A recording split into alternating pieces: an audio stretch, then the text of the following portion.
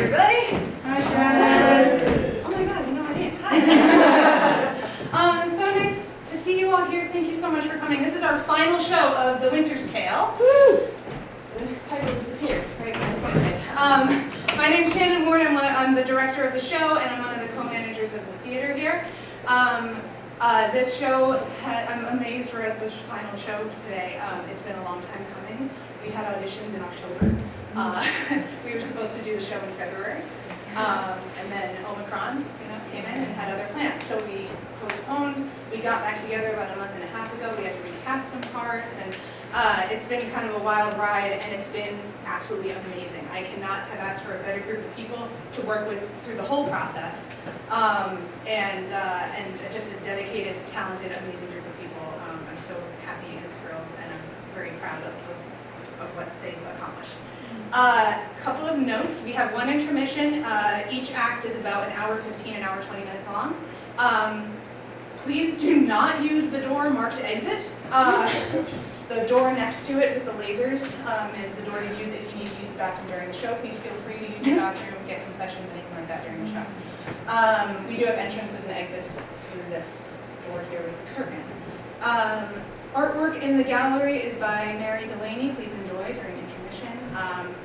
And if you would like to know about more events at the Dunham, you can sign up for our mailing list at the bar. Without further ado, enjoy The Winter's Tale.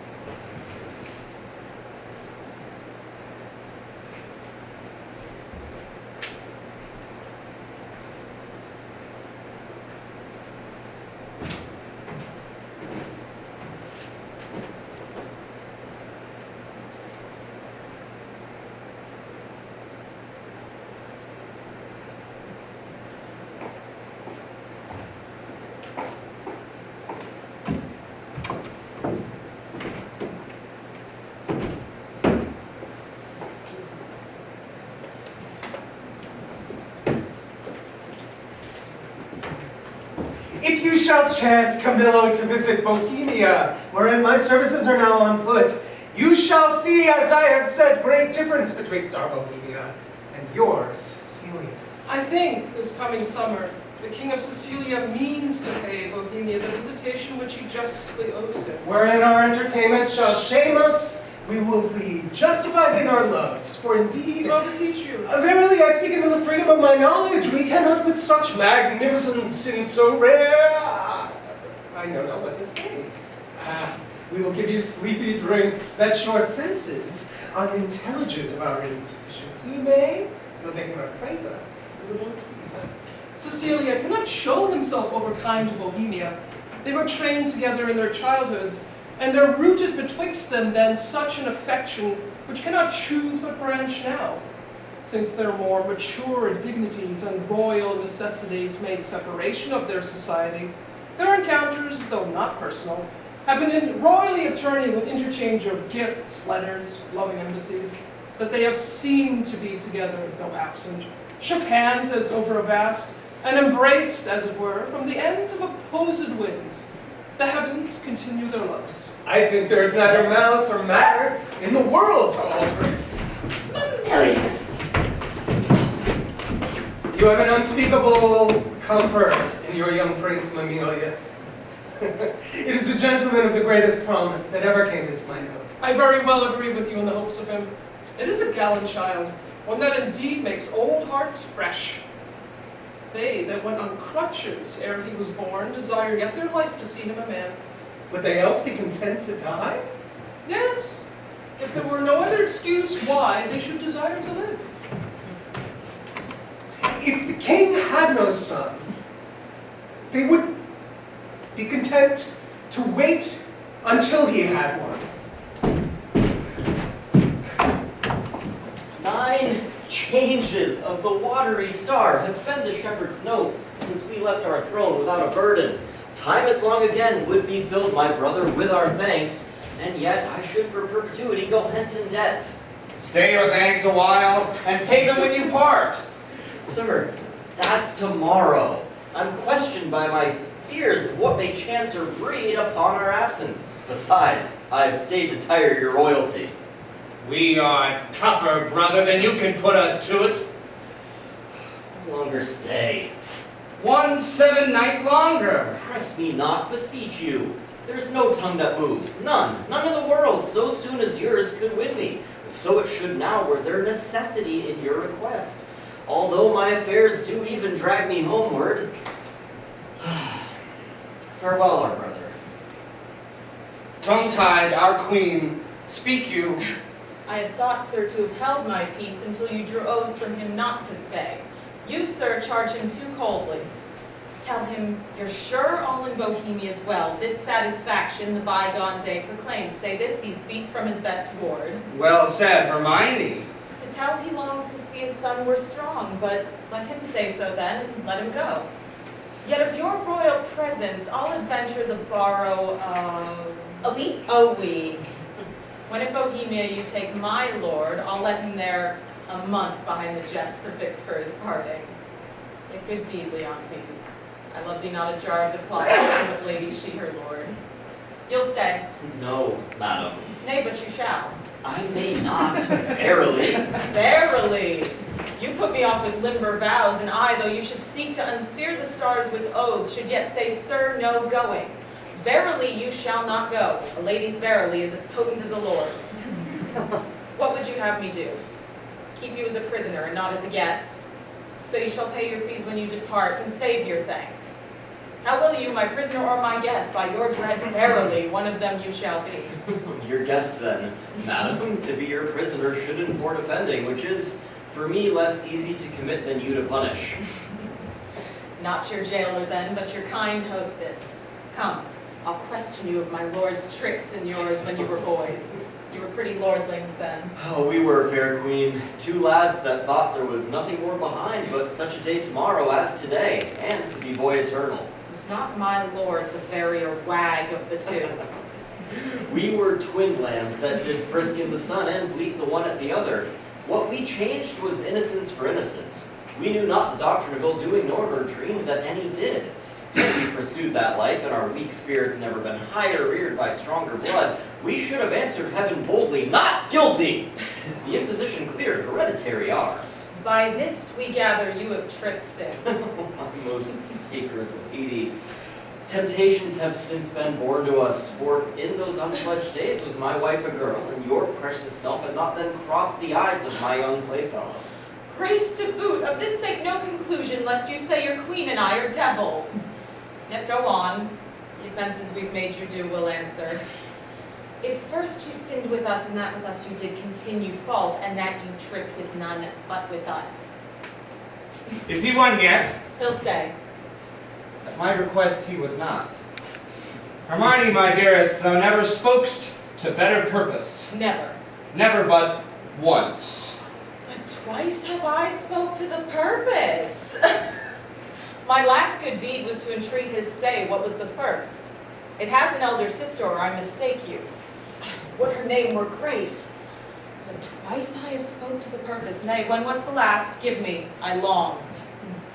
Why, that was when 3 crabbed months had soured themselves to death, ere I could make thee open thy white hand, and clap thyself my love, then didst thou utter, I am yours forever.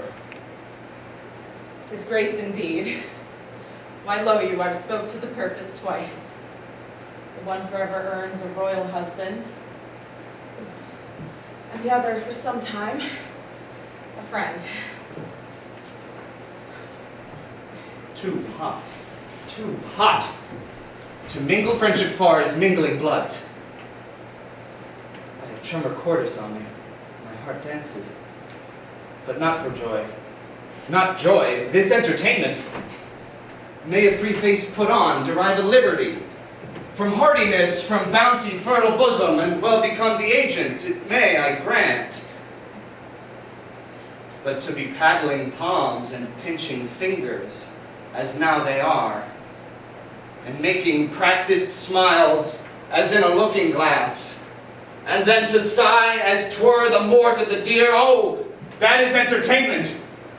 My bosom likes not, nor my brows. Mamilius, art thou my boy? Aye, my good lord. Effects, why that's my bawcock. What, hast smudged thy nose? They say it is a copy out of mine. They say we are as like as eggs. Women say so, that will say anything, but were they false?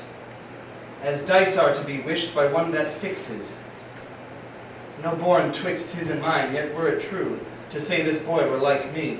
Come, Sir Page, look on me with your welkin eye. Sweetville, most dearest, my collop, can thy dam, may it be. Affection, thy intention stabs the center. Thou dost make things possible, not so held. Communicatest with dreams. How can this be?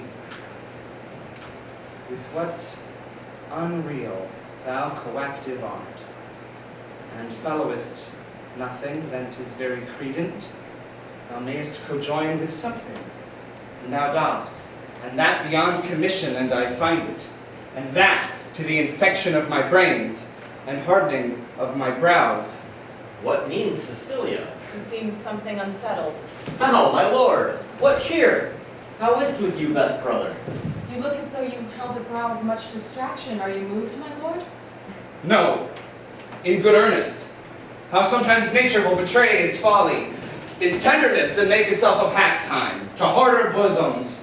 Looking on the lines of my boy's face, methought I did recoil 23 years, and saw myself unbreeched in my green velvet coat, my dagger muzzled, lest it should bite its master and so prove, as ornaments oft do, too dangerous. How like methought I then was to this colonel, this squash, this gentleman, my brother. Are you so fond of your young one as we do seem to be of ours? If at home, sir, he is all my exercise, my mirth, my matter. Now mine sworn friend, and then my enemy. He makes a July's day as short as December, and with his varying childness, cures in me thoughts that would thick my blood. So stands this officer, squired with me. We too will walk, my lord, and leave you to your graver steps. Hermione, as thou lovest us, shown our brother's welcome. Let what is dear in Sicily be cheap, next to thyself and my young rover. He's a parent to my heart. We are yours in the garden if you would seek us. Shall accompany us?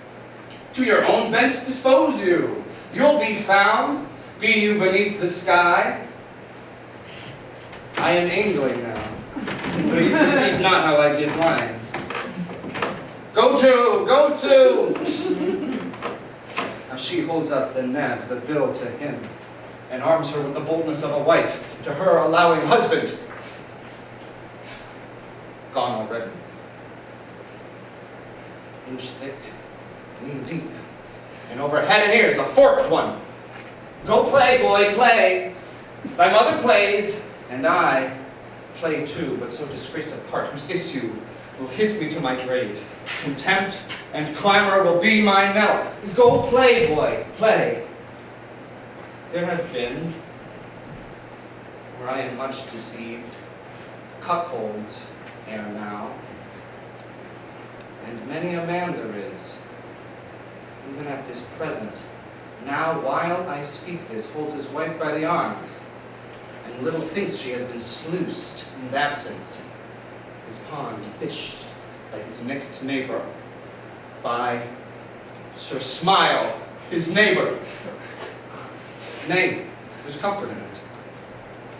While other men have gates, and those gates opened, as mine, against their will.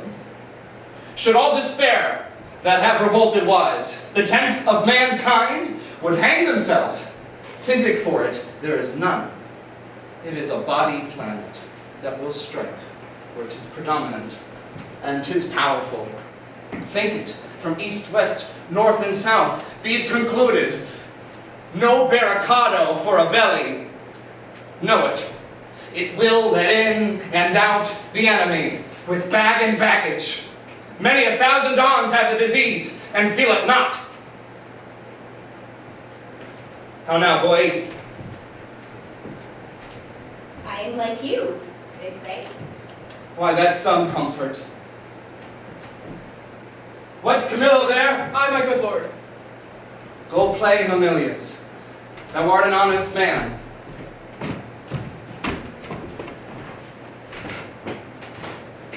This great sir will yet stay longer. You had much ado to make his anchor hold. When you cast out, it still came home.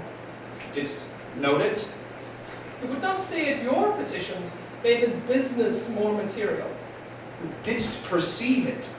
They're here with me already, whispering, rounding, Cecilia is a so forth. How came it, Camillo, that he did stay? At the good queen's entreaty. At the queen's.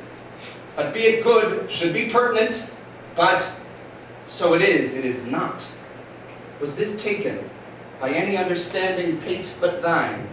For thy conceit is soaking, we'll draw in more than the common blocks, not noted, it'st, but of the finer natures, by some severals of headpiece extraordinary, lower messes, perchance unto this business purblind. Say, Business, my lord? I think most understand Bohemia stays here longer. Stays here longer. aye, but why? To satisfy your highness and the entreaties of our most gracious mistress. Satisfy? The entreaties of your mistress satisfy. Let that suffice. I have trusted thee, Camillo, with all the nearest things to my heart. As well, my chamber counsels were in priest-like. Thou hast cleansed my bosom. I from thee departed, thy penitent reformed, but we have been deceived in thy integrity, deceived in that which seems so. Be it forbid, my lord. To bite upon it, thou art not honest. Or if thou inclinest that way, thou art a coward, which hoaxes honesty behind, restraining from courses required. Or else thou must be counted a servant, grafted in my serious trust, and therein negligent. Or else a fool, who seest the game played home, the rich stake drawn, and takest it all for jest. My gracious lord, I may be negligent, foolish, and fearful. And every one of these, no one is free, but that their negligence, their folly, fear, among the infinite doings of the world, sometime puts forth. In your affairs, my lord, if ever I were willful negligent, it was my folly. If industriously I played the fool, it was my negligence, not weighing well the end. If ever fearful to do a thing, where I the issue doubted, whereof the execution did cry out against the non-performance, 'twas a fear which oft infects the wisest. These, my lord, are such loud infirmities that honesty is never free of. But beseech your grace, be plainer with me. Let me know my trespass by its own visage. If I then deny it, 'tis none of mine. Have not seen Camillo, but that's past doubt you have, or your eyeglass is thicker than a cuckold's horn, or heard, for to a vision so apparent rumor cannot be mute, or thought, for cogitation resides not in the man that does not think. My wife is slippery, say it and justify it. My lord, I would not be a stander by to hear my sovereign mistress clouded so, without my present vengeance taken. Shrew my heart, you never spoke what did become you less than this, which to reiterate, were sin as deep as that, though true. Is whispering nothing? Is leaning cheek to cheek? Is meeting noses? Kissing with inside lip? Stopping the career of laughter with a sigh, a note infallible of breaking honesty? Horsing foot on foot, skulking in corners, wishing clocks more swift, hours, minutes, noon, midnight, and all eyes blind with the pen and web, but theirs only, that would unseen be wicked. Is this nothing? Why then all the world and all that's in't is nothing. The covering sky is nothing, Bohemia nothing.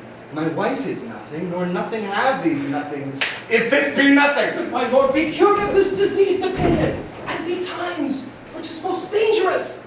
Say it be, 'tis true. No, no, my lord. It is. You lie. You lie. I say thou liest, Camillo, and I hate thee. Pronounce thee a gross lout, a mindless slave, or else a hovering temporizer that can't with thine eyes at once see both good and evil, inclining to them both. Were my wife's liver infected as her life, she would not live the running of one glass. Who does infect her? Why, he who wears her like her medal hanging about his neck, Bohemia, who, if I had servants true about me, they would do that, which should undo more doing. I, and thou, his cupbearer, I from meaner form have benched and reared to worship, who mayst see, plainly as heaven sees earth and earth sees heaven, how I am galled. Mightest despice a cup to give mine enemy a lasting wink, which draught to me were cordial. Sir, my lord, I could do this, and that with no rash potion, but with a lingering dram that should not work maliciously like poison. But I cannot believe this crack to be in my dread mistress, so sovereignly being honorable. I have loved thee. Make that thy question and go rot! Dost think I am so muddy, so unsettled, to appoint myself in this vexation, sully the purity and whiteness of my sheets, give scandal to the blood of the prince my son, whom I do think is mine and love is mine, without right moving to it? Would I do this? Could man so blench? I must believe you, sir. I do. And will fetch off Bohemia for it, provided that when he's removed, your highness will take again your queen as yours at first, even for your son's sake, and thereby foresealing the injury of tongues and courts and kingdoms known and allied to yours. Thou hast advised me, even so as mine own course have set down. I'll give no blemish to her honor, none. My lord, go then, and with a countenance as clear as friendship wears at feasts, keep with Bohemia and with your queen. I am his cupbearer. If from me he have wholesome beverage, account me not your servant. This is all. Do it, and thou hast the one half of my heart. Do it not, and thou splittest thine own. I'll do it, my lord. I will seem friendly, as thou hast advised me.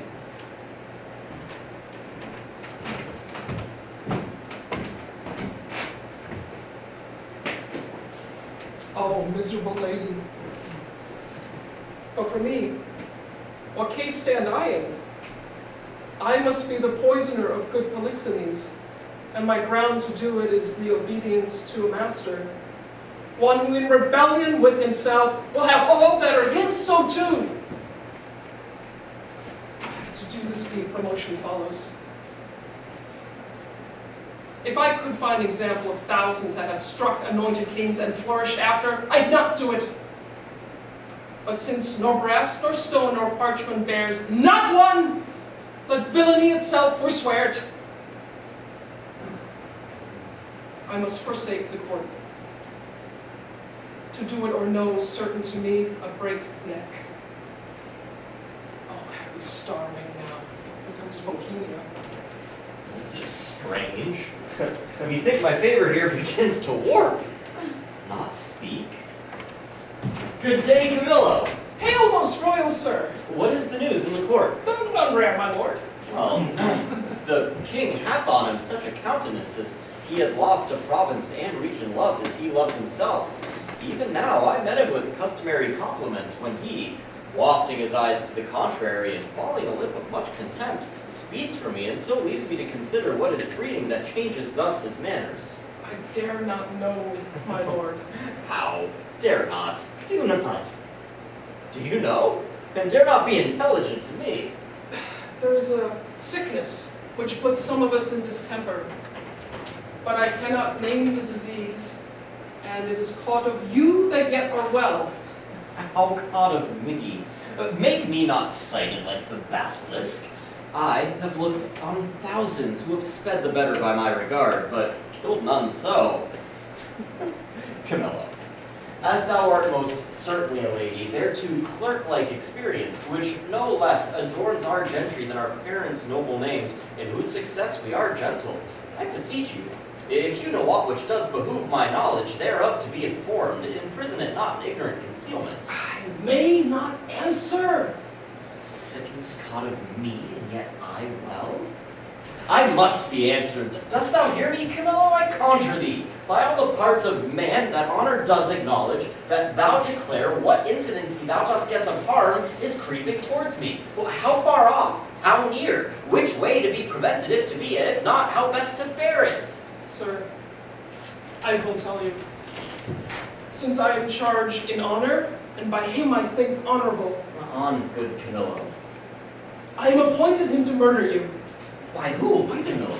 The king! For what? He thinks, nay, with all confidence he swears, as he had seen it, or been an instrument to vice you to it, that you have touched his queen forbiddenly. Oh, then my blessed blood turned to an infected jelly. Swear is thought over by each particular star in heaven, and by all their influences, you may as well forbid the sea for to obey the moon, as or by oath remove or counsel shake the fabric of his folly, whose foundation is piled upon his faith, and will continue the standing of his body. How should this grow? I know not, but I am sure 'tis safer to avoid what's grown than question how 'tis born.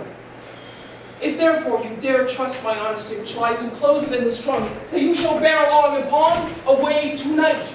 Your followers I will whisper to the business, and will by twos and threes and several posterns clear them of the city. For myself, I'll put my fortunes to your service, which are here by this discovery lost, being not uncertain, for by the honor of my parents I have uttered truth.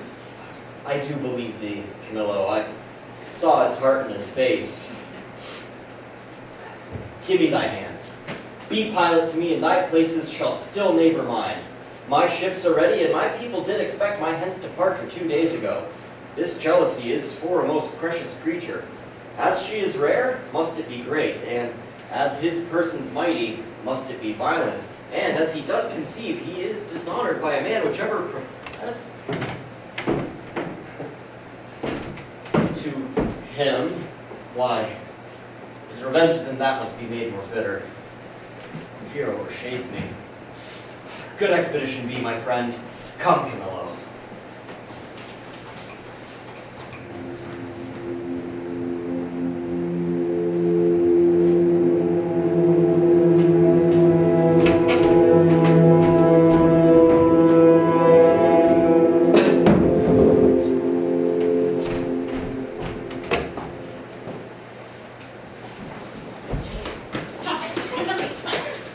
Amelia! Take the boy to you. It troubles me so 'tis past endurance. Come, my sweet prince. Shall I be your playfellow? No, none of you. Why not, my gracious prince? Because you'll kiss me hard and talk to me as if I were a baby still. Hark ye, the queen, your mother, rounds apace. Will soon present your services to a fine new prince.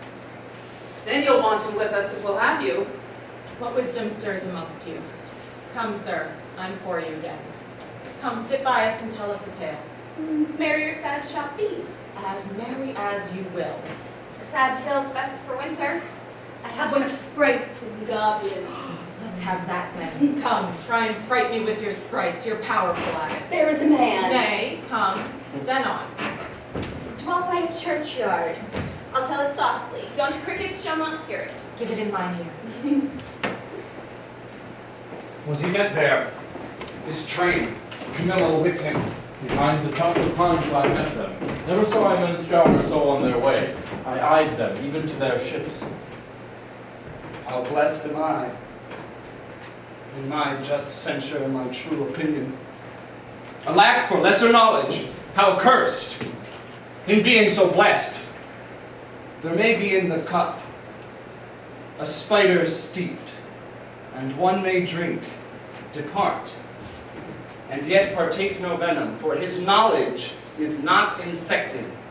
But if one present the abhorred ingredient to his eye make known, how he hath drunk, he cracks his gorge, his sides, with violent hefts. I have drunk and seen the spider. Camilla was his help in this, his pander. There is a plot against my life, my crown. All's true that is mistrusted. That false villain whom I employed was pre-employed by him. He has discovered my design, and I remain a pinched thing. Yeah, a very trick for them to play at will.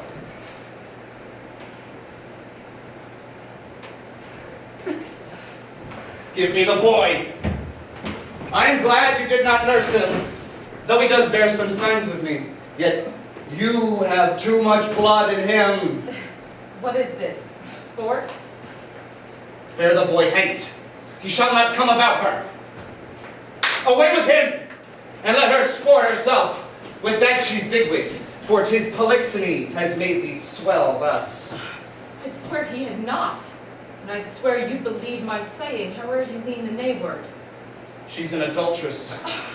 Should a villain say so, the most replenished villain in the world, he were as much more villain. You, my lord, do but mistake. You have mistook, my lady.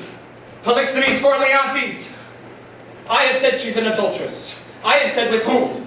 More, she's a traitor, and Camillo is a federary with her, and one who knows what she should shame to know herself, but with her most vile principle, that she's a bed swerver. Aye, and privy to this their late escape. By my life, privy to none of this.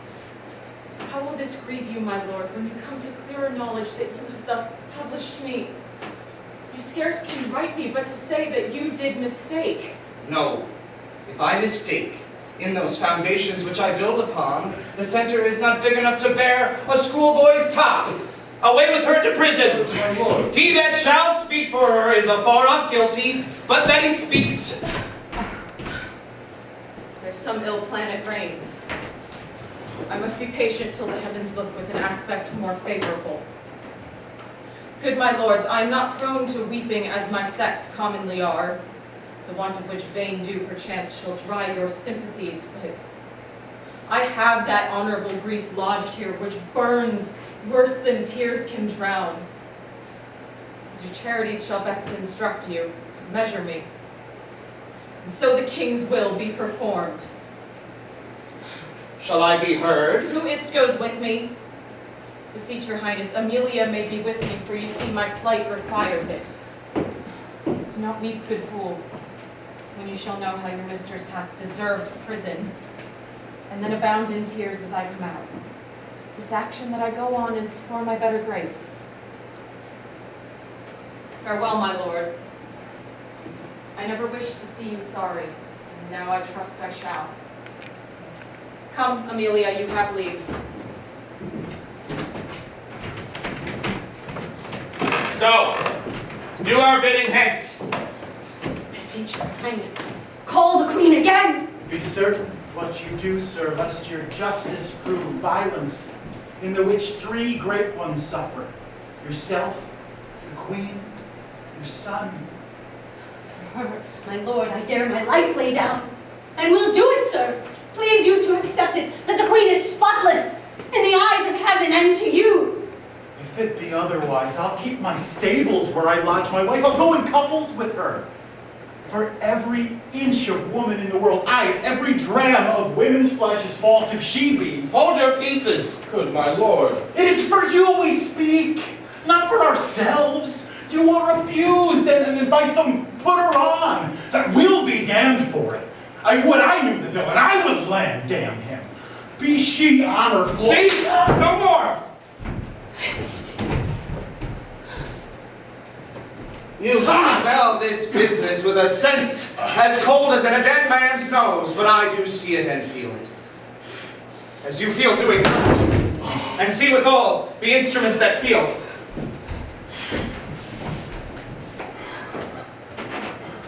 If it be so, we need no grave to bury honesty. What, lack I credit? I had rather you did lack than I, my lord, upon this ground. And more would it content me to have her honor true than your suspicion. Be blamed for it how you might. Why, what need we commune with you of this, but rather follow our forceful instigation, our prerogative calls not your counsels, but our natural goodness imparts this, which if you, or stupefied, or seeming so in skill, cannot or will not relish a truth like us, inform yourselves. We need no more of your advice. The matter, the loss, the gain, the ordering on't is all properly ours. And I wish, my liege, you had only in your silent judgment tried it without more overture. How could that be? Either thou art most ignorant by age, or thou wert born a fool. Camilla's flight added to their familiarity, which was as gross as ever touched conjecture, that lacked sight only. Doth push on this proceeding. Yet, for a greater confirmation, for an act of this importance twere, most piteous to be wild, I have dispatched in post to sacred Delphos, to Apollo's temple, Cleomenes and Dion, whom you know, of stuffed sufficiency, now from the oracle, they will bring all, whose spiritual counsel had, shall stop or spur me. Have I done well? Well done, my lord. Though I am satisfied, and need no more than what I know, yet shall the oracle give rest to the minds of others, such as he, whose ignorant credulity will not come up to the truth. So have we thought it good, from our free person she should be confined, lest that treachery of the two fled hence be left her to perform. Come, follow me. We are to speak in public, for this business will raise us all. So laughter, as I take it, were the good truth known.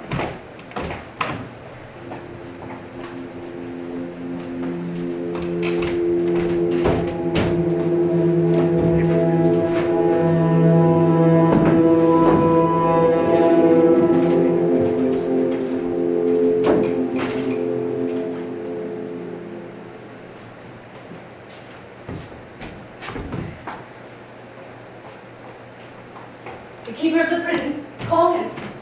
Let him have knowledge who I am.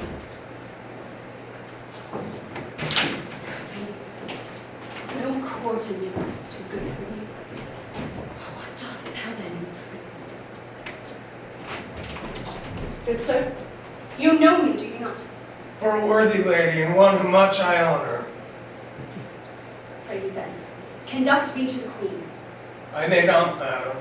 To the contrary, I have express commandment. Here's a doom. To lock up honesty and honor from access to gentle visitors. Is it lawful, pray you, to see her women? Any of them?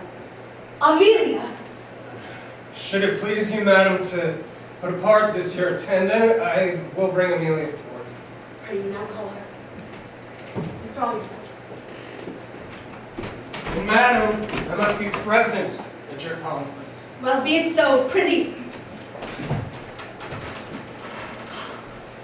Dear gentlewoman, how fares our gracious lady? She is something before her time delivered. A daughter, and a goodly babe, lusty and likely to live. The queen finds much comfort in her, says, "Oh, my poor prisoner, I am innocent as you." I dare be sworn. These dangerous, unsafe loons in the king beshrew them. He must be told unto it, and he shall. The office becomes one best. I'll take it upon me. If I prove honey-mouthed, let my tongue blister, and never to my red-locked anger be the trumpet any more. Pray you, Amelia, commend my best obedience to the queen. If she dares trust me with her little babe, I'll show it the king, and I'll undertake to be her advocate to the loudest. We do not know how he may soften the separate child. The silence often of pure innocence persuades with its speaking face. Most gracious madam, Your kindness and your goodness is so evident, but I cannot miss this thriving issue. There's no lady living or meet for this great errand. I'll use that tongue I have. If wit flow from it as boldness from my bosom, let it not be doubted. I will do it. Go you, be blessed. Madam, if it should please the Queen to send the babe, I don't know when I shall incur to pass it, having no warrant. You need not fear it, sir. The child was prisoner to the womb, and is by law and process of great nature, thence free and enfranchised, not party to the anger of the king, nor guilty of, if any be, trespass of the queen. I do believe it. Do not you fear. I will stand betwixt you and danger.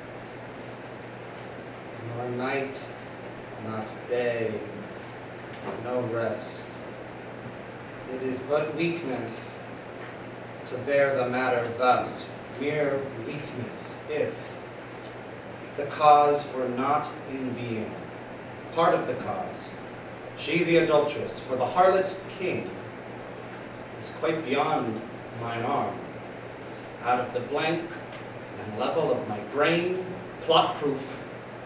But she, I can hook to me. Say that she were gone, given to the fire, a moiety of my rest might come to me again. Who's there? My lord, How does the boy? he took good rest tonight. 'Tis hope his sickness will be discharged. Conceiving the dishonor of his mother, he straight declined, drooped, took it deeply, fastened and fixed the shame on't in himself. Threw off his spirit, his appetite, his sleep, and downright languished. Leave me, solely go, and see how he fares. Fie, fie, no thought of him. The very thought of my revenges that way recoil upon me. In himself, too mighty, and his parties, his alliance. Let him be, until a time may serve. For present vengeance, take it on her. Camillo and Polixenes, they laugh at me, make their pastime at my sorrows. They should not laugh if I could reach them, nor shall she within my power.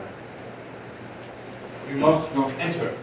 Nay, rather, good my lords, be second to me.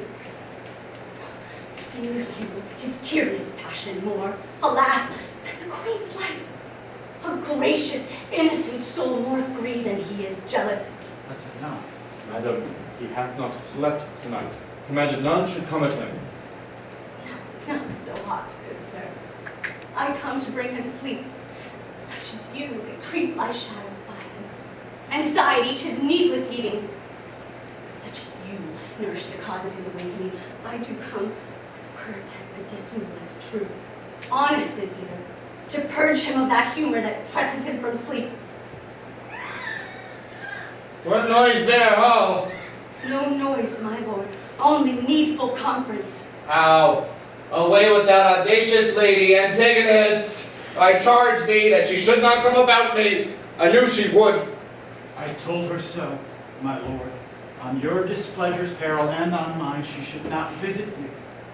What, canst not rule her? Unless he take the course which you have done. Commit me for committing honor. Trust it, he shall not rule me. You know. You hear? When I will give her the rein, she will run, but she'll not stumble. Good, my liege.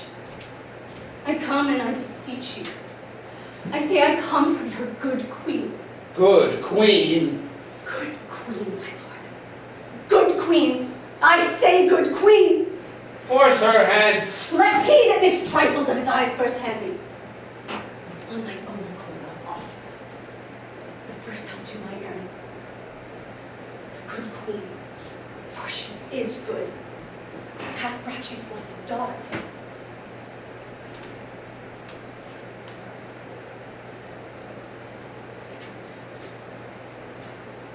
Out, a mankind witch, hence with her, out of door, a most intelligence in bod. Not so!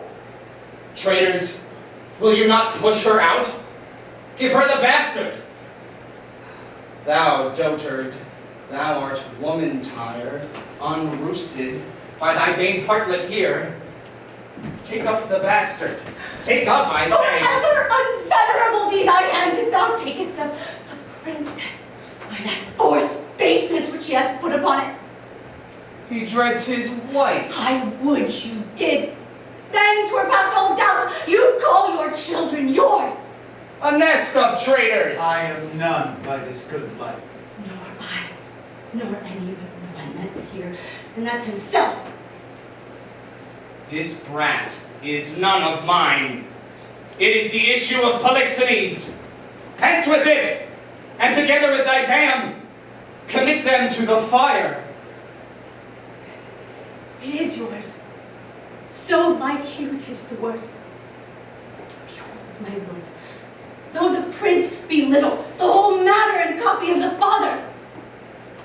Eyes, nose, lip, the trick of his frown, his forehead, nay, the valley, the pretty dimples of his chin and cheek, his smiles. A gross hag. And Losel, thou art worthy to be hanged, that wilt not stay her tongue. Hang all the spouses that cannot do this feat. You'll leave yourself hardly one subject. Once more take her hence! A most unworthy and unnatural lord can do no more. Will have thee burnt. I care not! It is an heretic that makes the fire, not she which burns in it.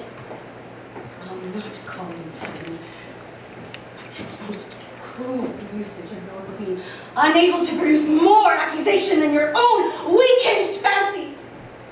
Something savors of tyranny, and will ignoble make you, yea, scandalous to the world.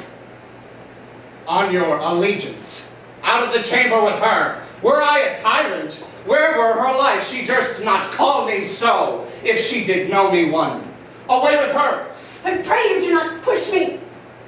I'll be gone. Look to your babe. 'Tis yours. Jove, send her a better guiding spirit. What needs these hands? You that are so tender or as folly will never do him good. Not one of you. So farewell. We are gone. Thou traitor, hast set on thy wife to this, my child, away with it. Even thou that have a heart so tender over it, take it hence, and see it instantly consumed with fire. Even thou, and none but thou, take it up straight. Within this hour bring me word 'tis done, and my good testimony, or I'll seize thy life, with what thou else call'st thine, if thou refuse, and wilt encounter with my wrath, say so. The bastard brains, with these my proper hands shall I dash out. Go take it to the fire, for thou settest on thy wife. I did not, my lord. My royal liege, he is not responsible for her coming hither. You're liars, all. Beseech you, your highness, give us better credit. We have always truly served you, and beseech you so to esteem of us. And on our knees we beg as recompense for our dear services past and to come, that you do change this purpose, which being so horrible, so so bloody must lead on to some foul issue. We all kneel. I am a feather for each wind that blows. Shall I live on to see this bastard kneel, and call me father? Better burn it now, then curse it then. But be it, let it live.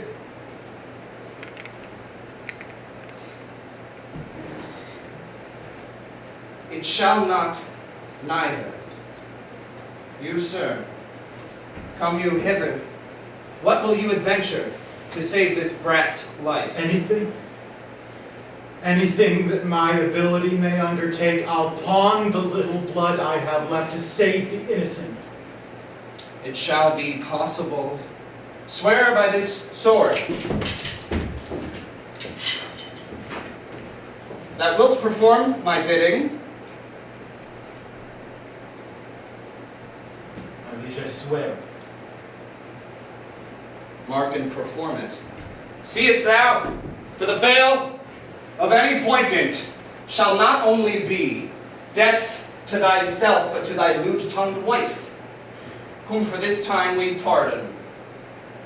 We enjoin thee, as thou art liege man to us, that thou carry the female bastard hence, and that thou bear it to some remote and desert place, quite out of our dominions, and that there thou leave it, without more mercy, to its own protection and favor of the climate, as by strange fortune it came to us.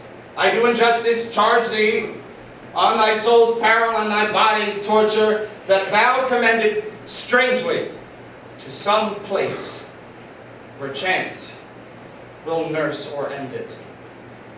Take it up.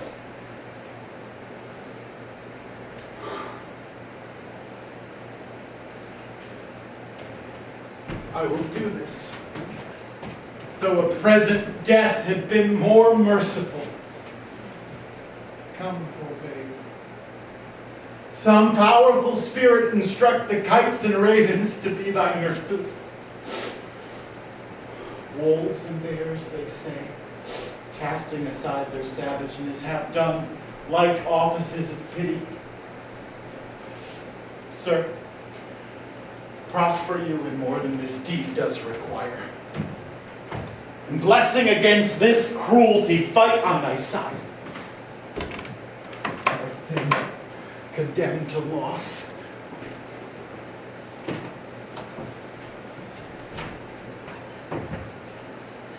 No, I'll not rear another's issue. Please, your highness, posts from those you sent to the oracle are come an hour since. Cleomenes and Dunham, being well arrived from Delphos, is now landed, hasting to the court. 23 days they have been absent. 'Tis good speed. Foretells the great Apollo suddenly will have the truth of this appear. Prepare you, Lord.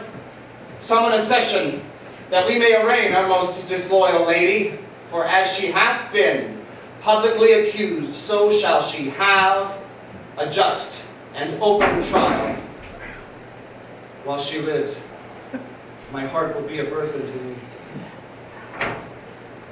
Leave me, and think upon my bidding.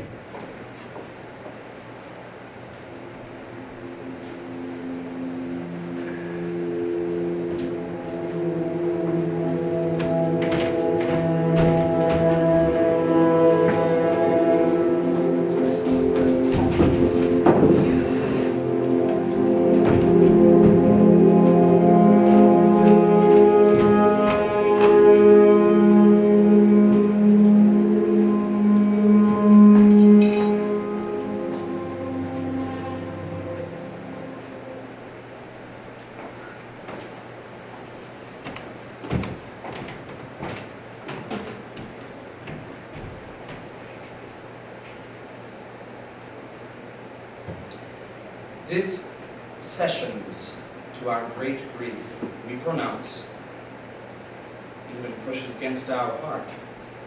The party tried, the daughter of a king, our wife, and one of us too much beloved.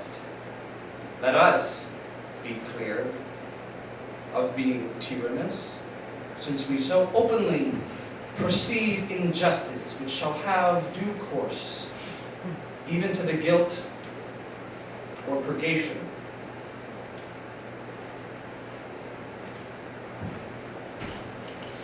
Produce the prisoner. It is His Highness's pleasure that the Queen appear in person here in court. Oh my God. Silence! Read the indictment. Hermione, Queen to the worthy Leontes, King of Sicilia, thou art here accused and arraigned of high treason, in committing adultery with Polixenes, King of Bohemia, and conspiring with Camillo to take away the life of our sovereign lord the king, thy royal, the pretense whereof, being by circumstances partly laid open, thou, Hermione, contrary to the faith and allegiance of a true subject, didst counsel and aid them for their better safety to fly away by night. Since what I am to say must be but that which contradicts my accusation, and the testimony on my part no other than but what comes from myself, it shall scarce boot me to say not guilty. My integrity being counted falsehood shall, as I express it, be so received.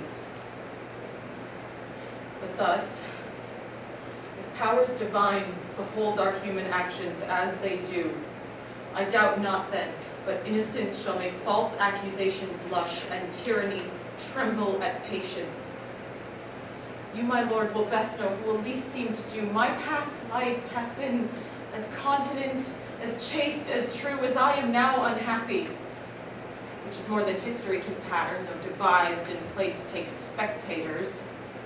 For behold me, a fellow of the royal bed, which owe a moiety of the throne, a great king's daughter, mother to a hopeful prince, here to stand, prate, and talk for life and honor for who please to come and hear.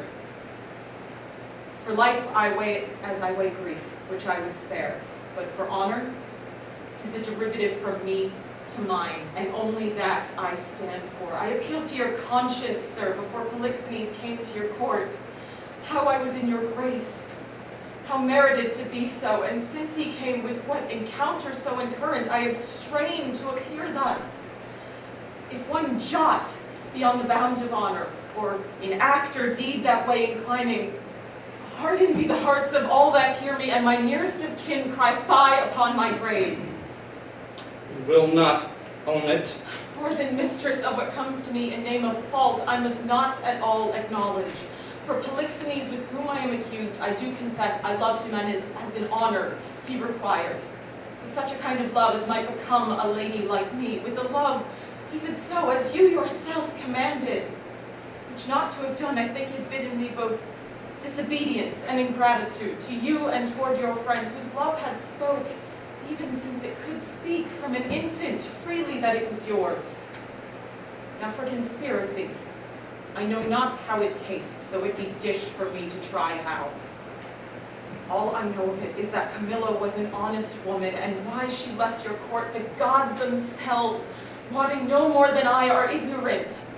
You knew of her departure as you know what you have undertaken to do in her absence. My life stands at the level of your dreams, that I'll lay down. Your actions are my dreams. You had a bastard by Polixenes, and I but dreamed it. So thou shalt feel our justice, in whose easiest passage look for no less than death. Sir, spare your threats. The bug which you would frighten me with, I seek. To me, life can be no commodity. The crown and comfort of my life, your favor, I do give lost. For I feel it gone, but know not how it went. My second joy and first fruits of my body from his presence, and my barred like one infectious. My third joy, start most unluckily, is from my breast, the innocent milk in its most innocent mouth, haled out to murder. Myself on every post proclaimed a strumpet with immodest hatred, the childbed privilege denied, which longs to women of all fashion. Lastly, hurried here to this place, in the open air, before I have got strength of limit. Now tell me, my liege, what blessings have I here alive that I should fear to die? Therefore proceed. But yet hear this, mistake me not, no life, I prize it not a straw, but for mine honor, which I would free if I shall be condemned upon surmises. All proof sleeping else, but what your jealousies awake, I tell you 'tis rigor and not law. Your honors all, I do commend me to the oracle. Apollo be my judge. This, your request, is altogether just.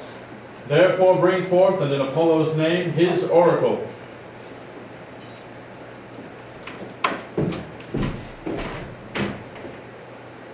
You hear that swear upon this sort of justice, that you, Cleomenes and Dion, have been at Delphos, and from thence have brought the sealed up oracle, by the hand delivered of great Apollo's priest, and since then you have not dared to break the holy seal, nor read the secrets in it. All this I swear. Break up the seals and read.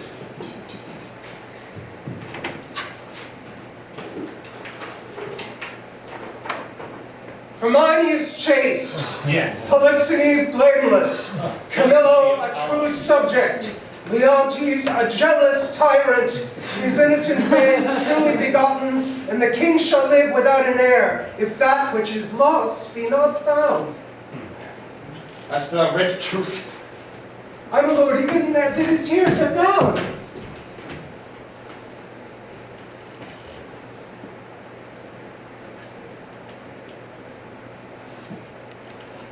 There is no truth at all. What? This is where falsehood hiss. No! The king, my lord. What is the business? Oh, I shall be hated to report it. The prince, your son, with mere conceit and fear of the queen's speed, is gone. How gone? Is dead.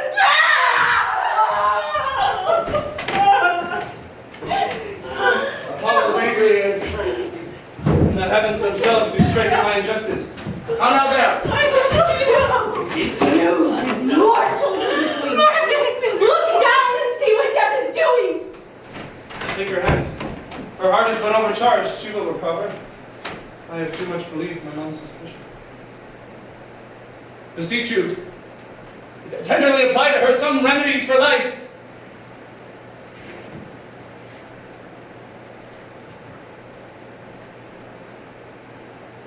Apollo, pardon my great profaneness against thine oracle.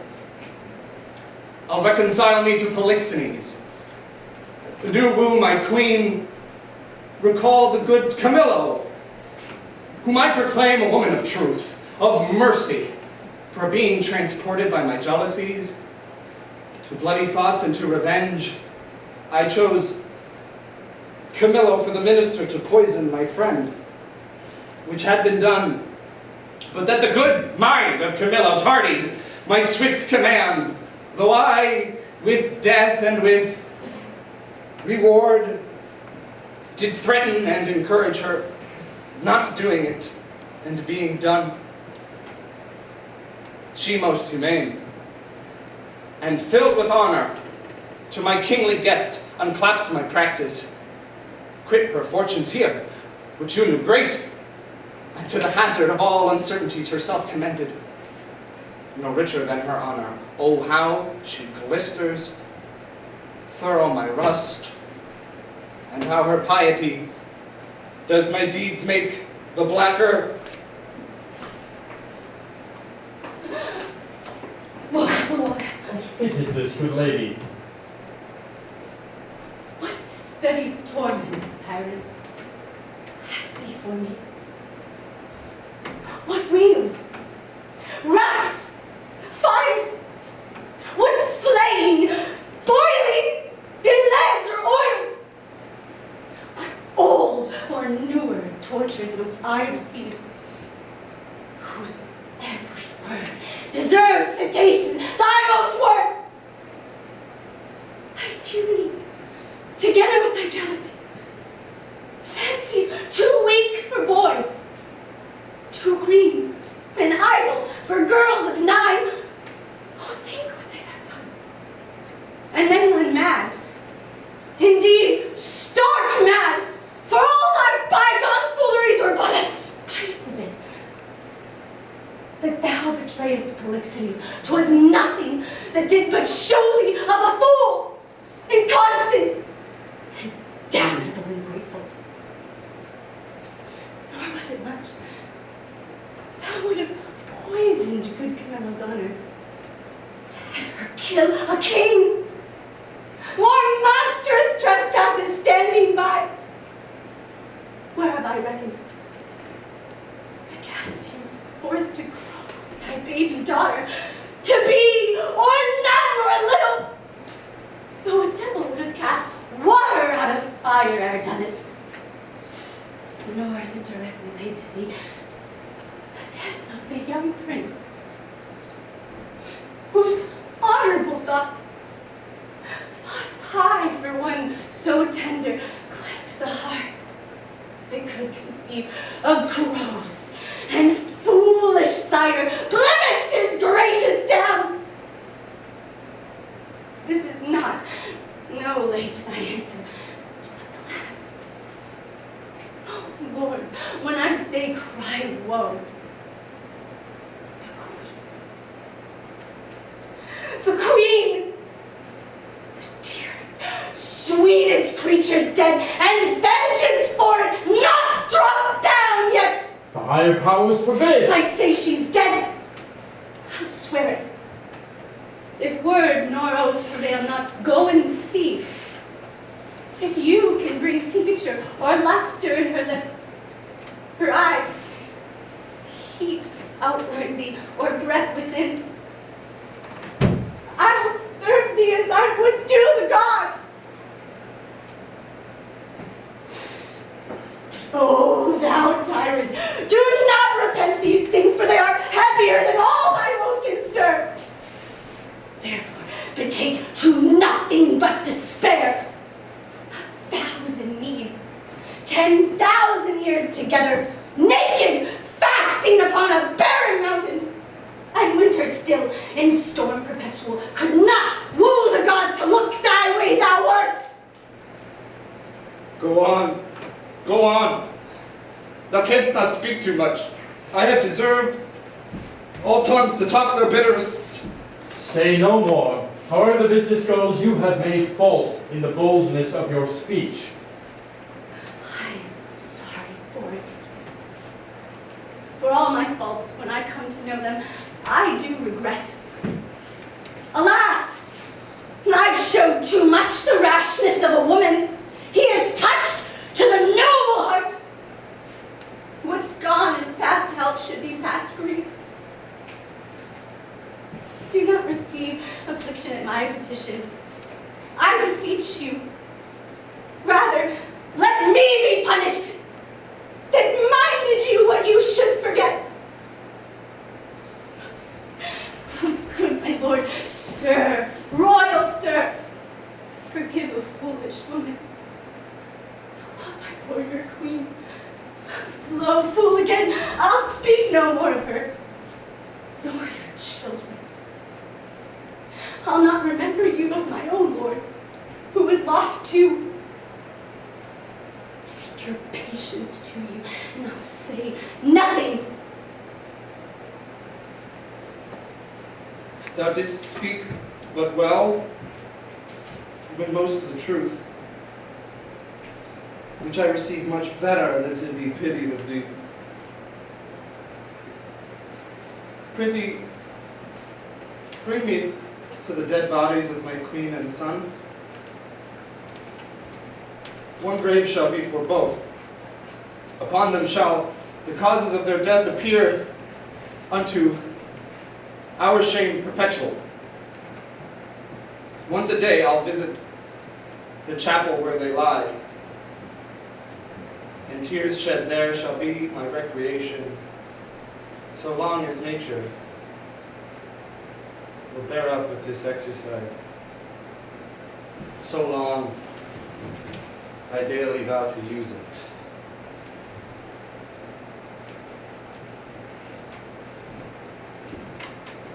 Come and lead me unto these sorrows.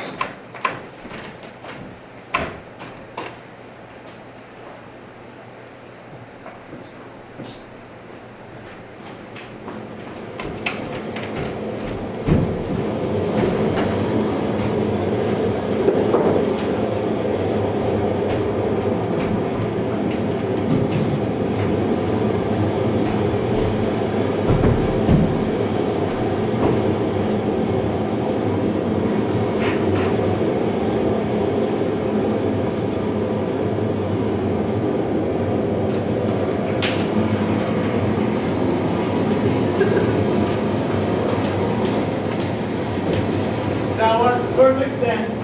Our ship hath touched upon the desert of Bohemia. Aye, my lord, and fear we have landed in ill time. Make your best haste, and go not too far in the land. 'Tis like to be loud weather. Besides, this place is famous for the creatures of prey that do keep upon it. I'm glad to be so rid of this.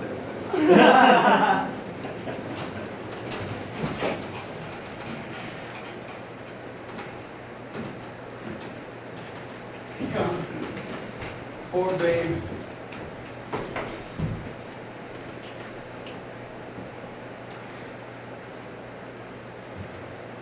I have heard, but not believed, the spirits of the dead may walk again.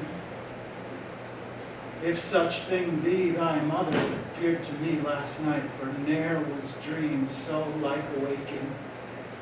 To me comes a creature so filled, so becoming, in pure white robes like very sanctity. She did approach my cabin where I lay, thrice bowed before me, and gasping to begin some speech, her eyes became two spouts. The fury spent, this did break from her. Good Antigonus, since fate against thy better disposition hath taken thy person for the thrower up of my poor babe, there are places remote enough in Bohemia. There weep and leave her crying. And since my babe is counted lost forever, prithee call her.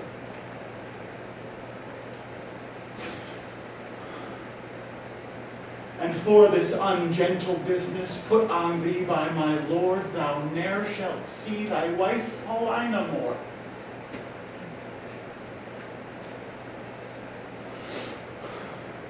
And so she melted into air. Affrighted much, I did in time collect myself and thought, this is so, and no slumber. Dreams are toys, but for this once, nay, superstitiously, I will be squared by this. I do believe Hermione hath suffered death, and Apollo would, this being the issue of King Polixenes, she should be laid for life or death upon the ground of her right father.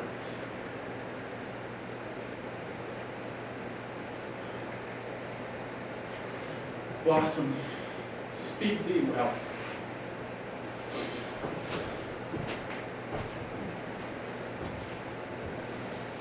There lie.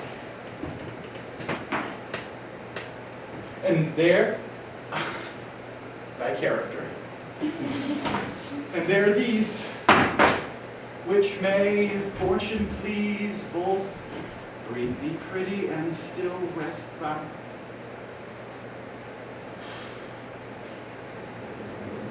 The storm begins. fare thee well. I cannot weep, but my heart bleeds. And most accursed am I to be by oath enjoined in this. The day frowns more and more. Thou art like to have a lullaby too rough. I never saw the heavens so dim by day. A savage clamor. Well might I get aboard. This is the chase. Hey! Ho! Over here! I am gone forever!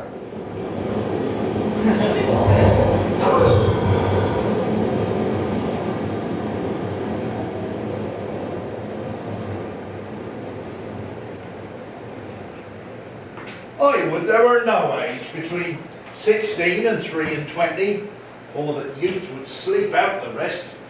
For there is nothing in the between but getting wenches with titles, wronging the ancestry, stealing, fighting. Hark you now, would any but these boiled brains of 19 and 22 hunt in this weather? They've scared away 2 of my best sheep, which I fear the wolf will sooner find than the master. If anywhere I have them, 'tis by the seaside, browsing of ivy. Good luck. And it be thy will, what are we here?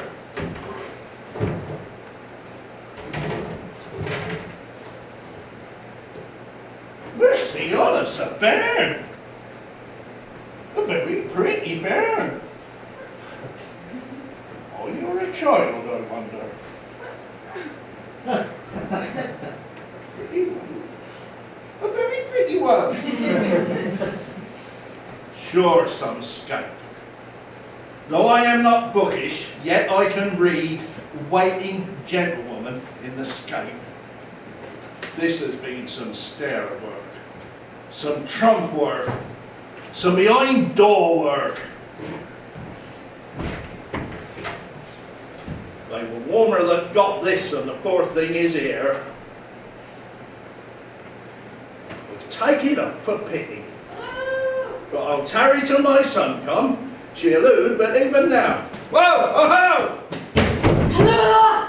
What? So near? What ailest thou now? I have seen 2 such sights, by sea and by land. Although I'm not to say it is the sea, for now it is the sky. Betwixt the firmament and it you cannot trust a bodkin's point. Why? How is it, boy? I would you did see, but how it chafes, how it rages, how it takes up the shore! No, but that is not the point. The most piteous cries of the poor souls, sometimes to see 'em and not see 'em, and the ship now boring the moon with her mainmast, and anon swallowed with yest and froth as you'd thrust a cork into a hogshead. And then for the lamp service.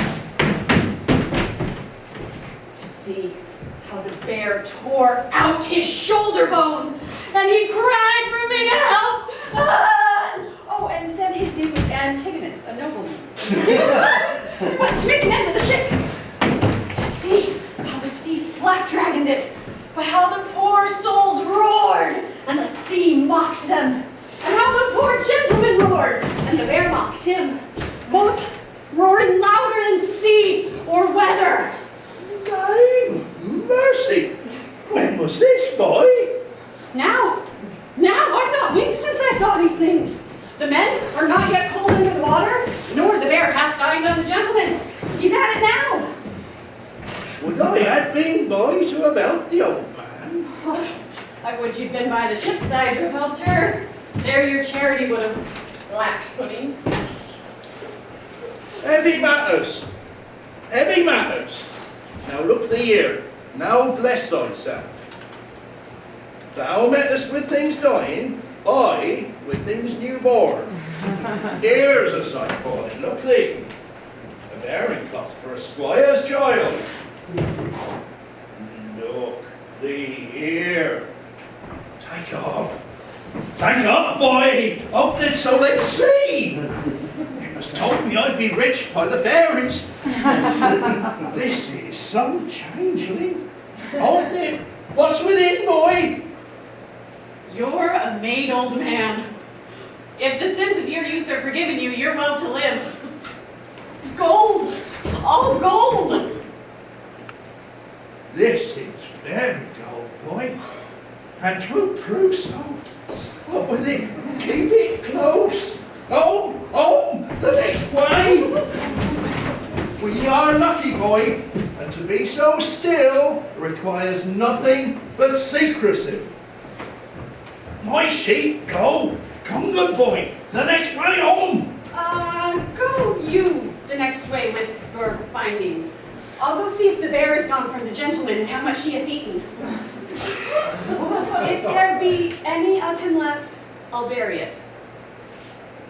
'Tis a good deed. And if thou mayest discern by that which is left of him what he is, fetch me to the sight of him. Marry will I, and you shall help to put him in the ground. 'Tis a lucky day, boy. Good deeds, on't.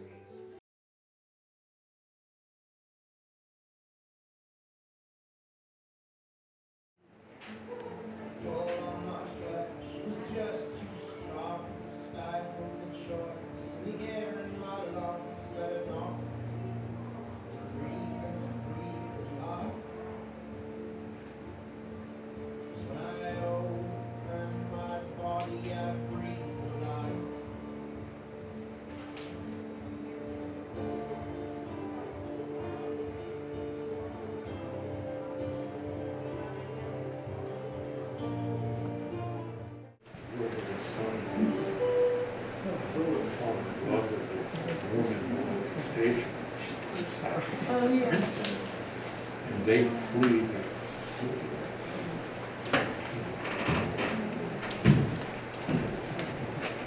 I that please some, try all. Both joy and terror, of good and bad, that makes and unfolds error, do take upon me, in the name of time, to use my wings. Imputed not a crime to me or my swift passage, that I slide o'er 16 years, and leave the growth untried of that wide gap, since it is in my power to o'erthrow law, and in one self-born hour to plant and o'erwhelm custom. Let me pass the same I am, ere ancient disorder was, or what is now received. I witness to the times that brought them in, so shall I do with the present things now reigning, and make stale the blistering of this present, as my tale now seems to. Your patience this allowing, I turn my glass and give my scene such growing as you had slept between. Leontes, leaving, the effects of his fond jealousy is so grieving that he shuts up himself. Imagine me, gentle spectators, as I now may be, in fair Bohemia. And remember well I mentioned the son of the kings, which Florizel I now name to you. And with speed so peace, to speak of Perdita, now grown in grace, equal with wondering. Oh. Whatever ensues, I list not prophecy. Yet, let time's news be known when 'tis brought forth. A shepherd's daughter, and what to her adheres, which follows after, is the argument of time.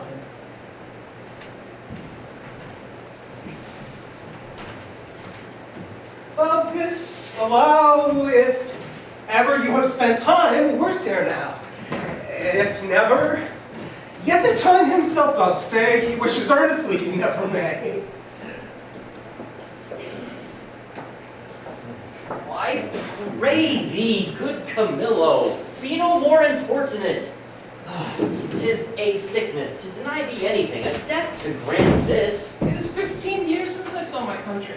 Though I have for the most part been erred abroad, I desire to lay my bones there.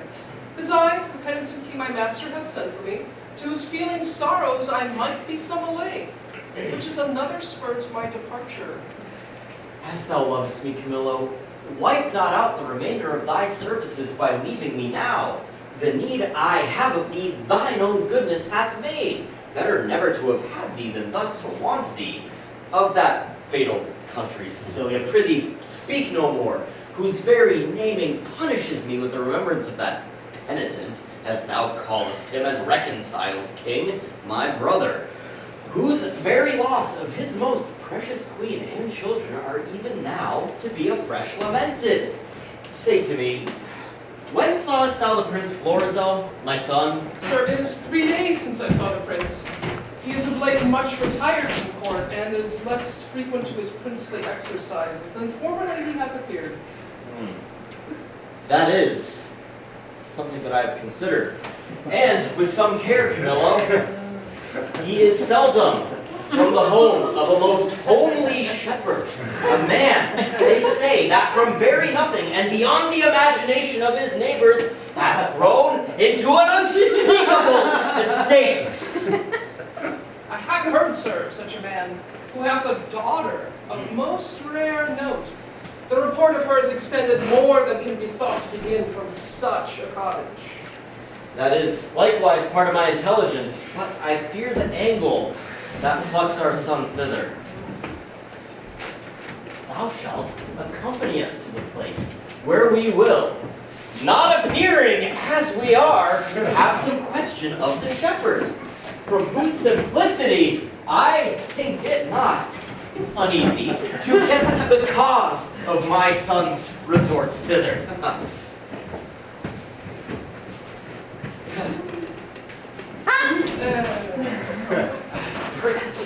Prithee, be my present partner in this business, and lay aside the thoughts of Cecilia.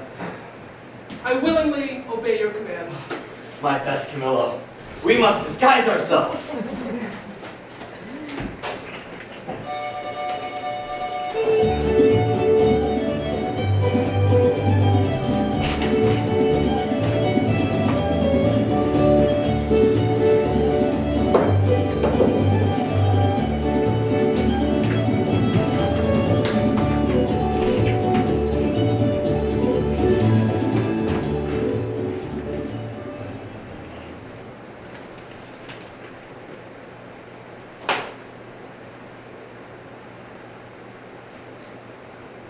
When daffodils begin to appear, with high, the dark sea over the dale, why then comes in the sweet of year, and the red blood reigns in the winter pale.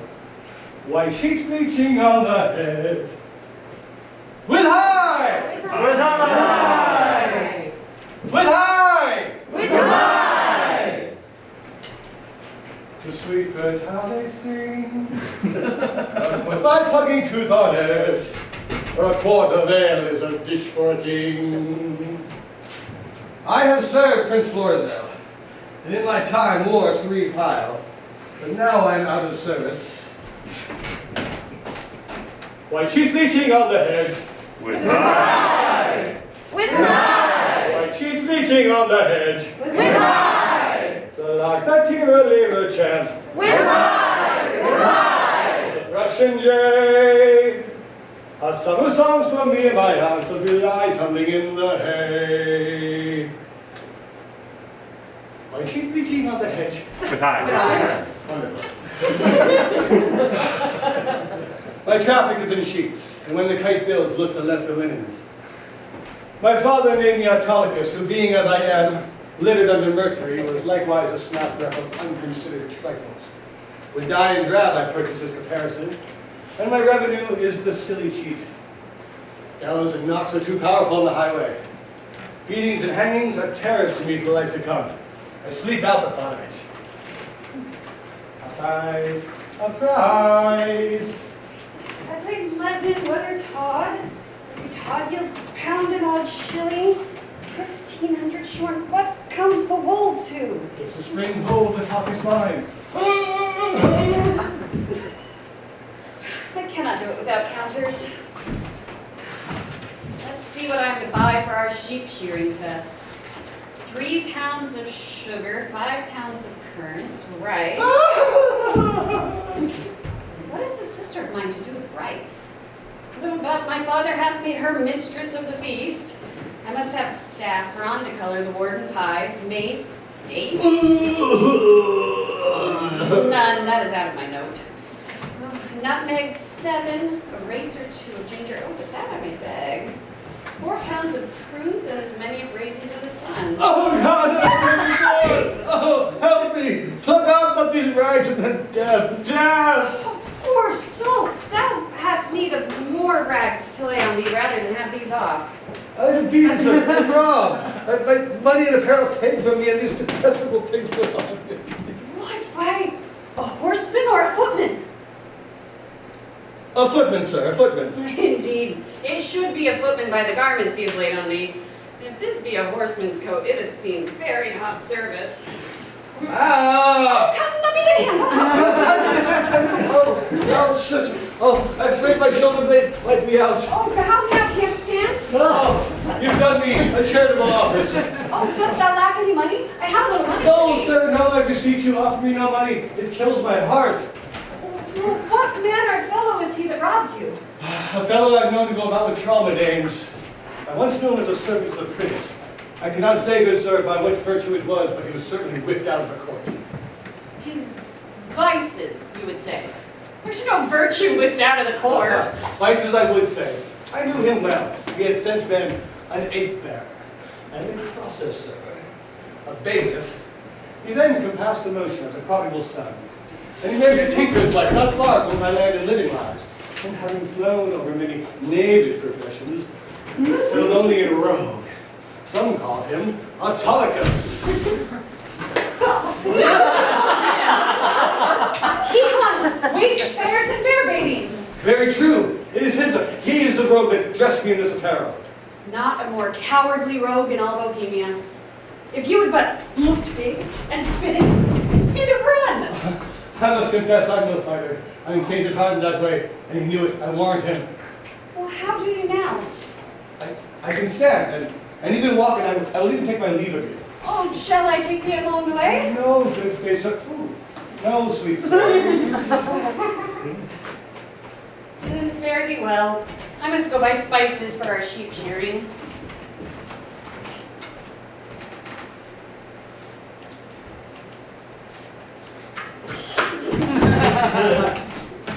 Prosper you, sir. The purse is not hot enough to purchase your spice. I'll be with you at your sheep shearing as well. If I make not this cheap, bring another, and this year's prove sheep. Let me be unrolled and my name put in the book of virtue. Jog on the footpath trail, and merrily hent the stile. A merry heart goes all the way, your sad times in on my way.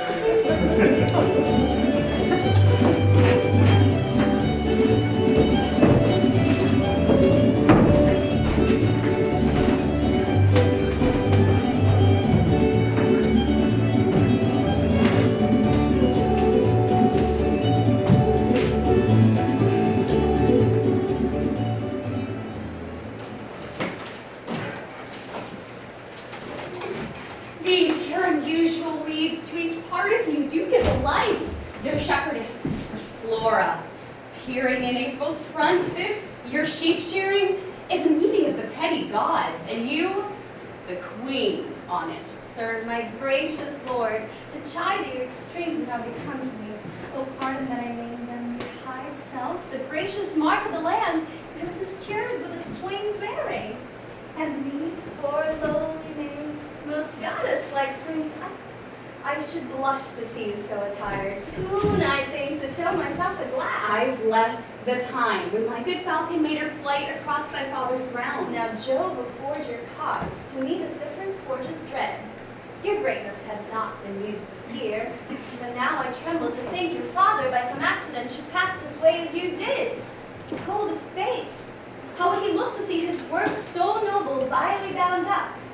What would he say? Or how should I, in these my borrowed flaunts, behold the sternness of his presence? Apprehend nothing but jollity. The gods themselves, humbling their deities to love, have taken the shapes of beasts upon them. Jupiter became a bull and bellowed. The green Neptune became a ram and bleated. The fire-robed god, golden Apollo, a poor, humble swain, as I see now. Their transformations were never for a piece of beauty rarer, nor to be so chaste, since my honors run not before my desire, nor my lust burn hotter than my faith.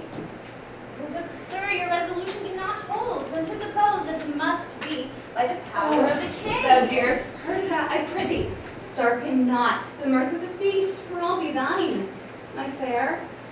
For I cannot be mine own, nor anything to any if I be not thine. To this I am most constant, though destiny say no. Your guests are coming. Lift up your countenance, as it were the day of celebration of that nuptial which we two have sworn shall come. Why, daughter, when my old wife lived upon this day, she was both hatter, butler, cook, both dame and servant. You are retired as if you were a feasting and not the hostess of the meeting. Hey, you, bid these unknown friends to us welcome. Come on and bid us welcome to your sheep shearing, as your good flock shall prosper. Sir, welcome. It is my father's will I should take on me the hostessship of the day. You are welcome, sir. Give me those flowers here, Dorcas. Reverend sirs, grace and remembrance be you both, and welcome to our shearing. Shepherdess! Oh, a fair one are you! Well, you fit our ages with the flowers of winter. These are flowers of middle summer, and I think they're given to man of middle age. You're very welcome. I should leave off grazing were I of your flock, and only live by gazing. Alas, you'd be so lean that blasts of January would blow you through and through. Now, my fairest friend, I would I had on me some flowers of the spring that might become your time of day. And yours, that live upon your maiden heads.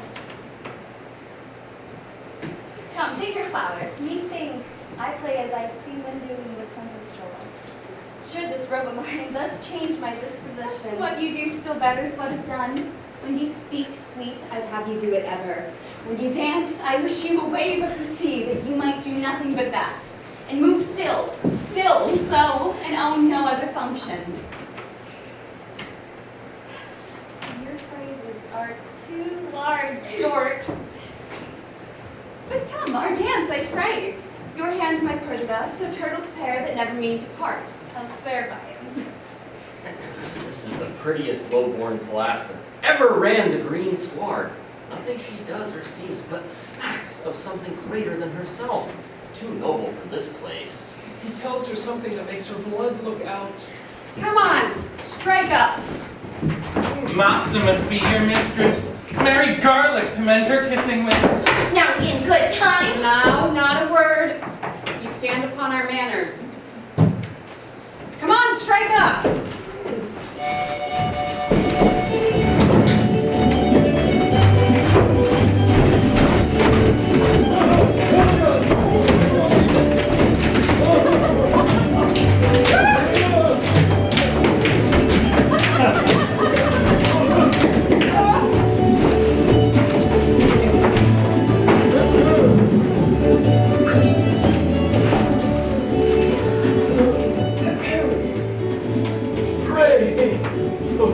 Pray, fair shepherd, what fair swain is this which dances with your daughter? I call him Doricles. He says he loves my daughter. I think so too, for never gaze the moon upon the water, as he'll stand and read as for my daughter's eyes. And to be plain, I think there is not half a kiss to choose who loves another best. She dances featly. So she does anything. When Doricles do light upon her, she shall bring him that he not dreams of. Oh, master, if you did but hear the peddler at the door, you would never dance again after a tabor and pipe. No, the bagpipe could not move you. He sings several tunes faster than you'll call money. And the other's as he'd eaten ballads, and men's ears grew to ears too. He could never come better. Prithee, bring him in, and let him approach singing. Forewarn him that he uses no scurrilous words in his tunes.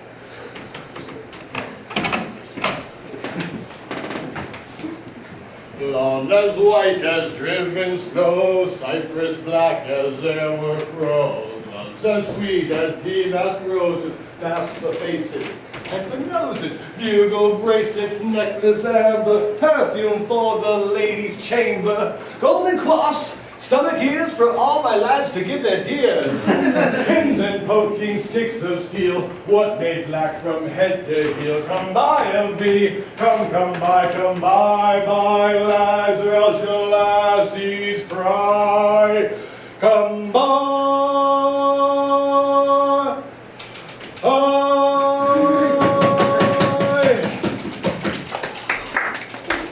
If I were not in love with Mopsa, thou should take no money of me. But being enthralled as I am, it will be the bondage of certain ribbons and gloves. I was promised them against the feast, but they come not too late now.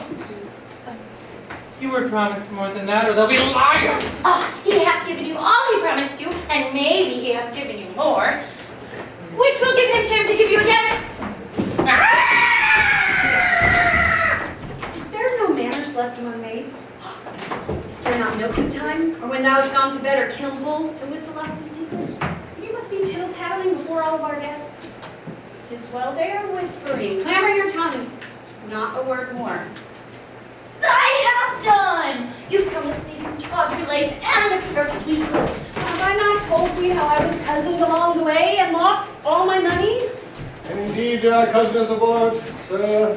But who's going to be wary? Oh, fear thou not, man, thou shalt lose nothing here. I hope so, for I have many parcels of charge about. Ooh, what has here, ballads? Oh, I do love a good ballad and a print to life. That's how you know it's true. This one's to a doleful tune of a new user's wife who was brought to a bed of 20 money bags, and how she longed to eat adders' heads and toes, carbonado. Ooh, pray buy some. Come, lay it by. Let's hear some more ballads. We'll buy the other things anon. Here's another one of a woman, of a fish that appeared on the coast, who thought she was a woman, who was turned into a cold fish because she wouldn't exchange flesh with the one who loved her. It's a pitiful tune. Oh, lay it by to another. Here's a merry one, a pretty one. Yes, let's have some merry ones. Here's a merry passing ballad to the tune of Two maids wooing a man. There's scarcely a woman westward, but she sings it. We can all sing it. If thou shalt bear a part, thou shalt sing. I can bear my part. Sing 3 parts. We had the tune out a month ago. Come on, honey. Thank you. Key of C?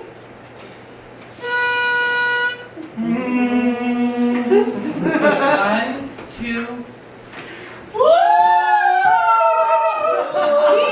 will have this song out anon by ourselves. My father and the gentlemen are in sad talk, will not trouble them. Come, bring my pack away after me. And wenches, I'll buy for you both. Let's have the first choice.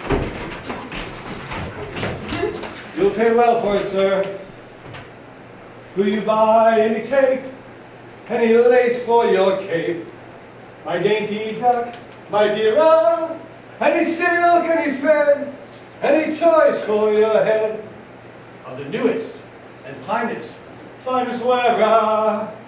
Come to the peddler, money's a meddler, that doth utter all men's wearer. Oh, master, master.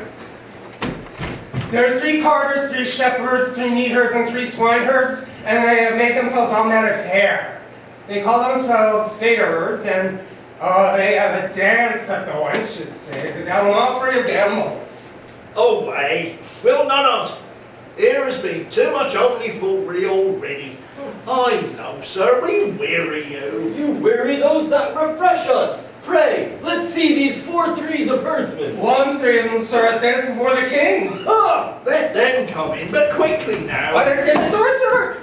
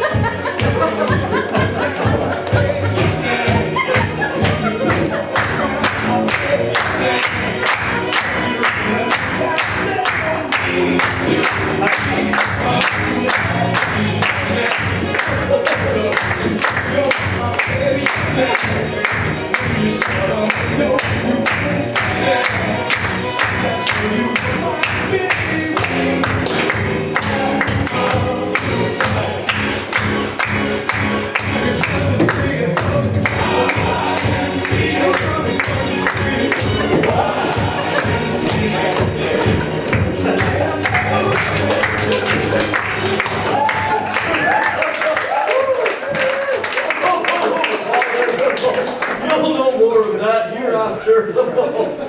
Is it not too far gone? 'Tis time to part them. He is simple and tells much. Pray, fair shepherd, your heart is full of something that does take your mind from the feasting. Sooth, when I was young and handed love as you do, I was wont to load my she with knacks. I would have ransacked the peddler's silken treasury and have poured it to her acceptance. You have let him go and nothing marred it with him. If your last interpretation should apply and call this your lack of love or bounty, you were straitened for a reply, unless you make a care of happy holding her. Old sir, I know. She prizes not such trifles as these are. The gift she looks to me are packed and locked up in my heart, which I have given already, but not delivered. Oh, here we breathe my life into this ancient sir, who it should seem hath sometime loved. I take thy hand, this hand. What follows this? I have put you out, but to your protestation, let me hear what you profess. Do, and be witness to it. And this, my neighbor too? And he, and more than he, and men, the earth, the heavens, and all. That, were I crowned the most imperial monarch, there most worthy, were I the fairest youth that ever may I swear I've had force and knowledge more than was ever man's, I would not prize them without her love, or her employ them all. Commend them and condemn them to her service, or to their own perdition. It is fairly offered. It shows a sound affection. But my daughter, say you the like to him? I cannot speak so well, nothing so well, no, nor mean better. By the pattern of my own thoughts, I could have the purity of his. Take hands. A bargain. And friends unknown, you shall bear witness to it. I give my daughter to him, and will make her portion equal his. Oh, that is indeed the virtue of your daughter. One being dead, I shall have more than you can dream of yet. Enough then for your wonder. But come, mark our contract. Come, your aunt. And daughter, yours. Soft swain, a while.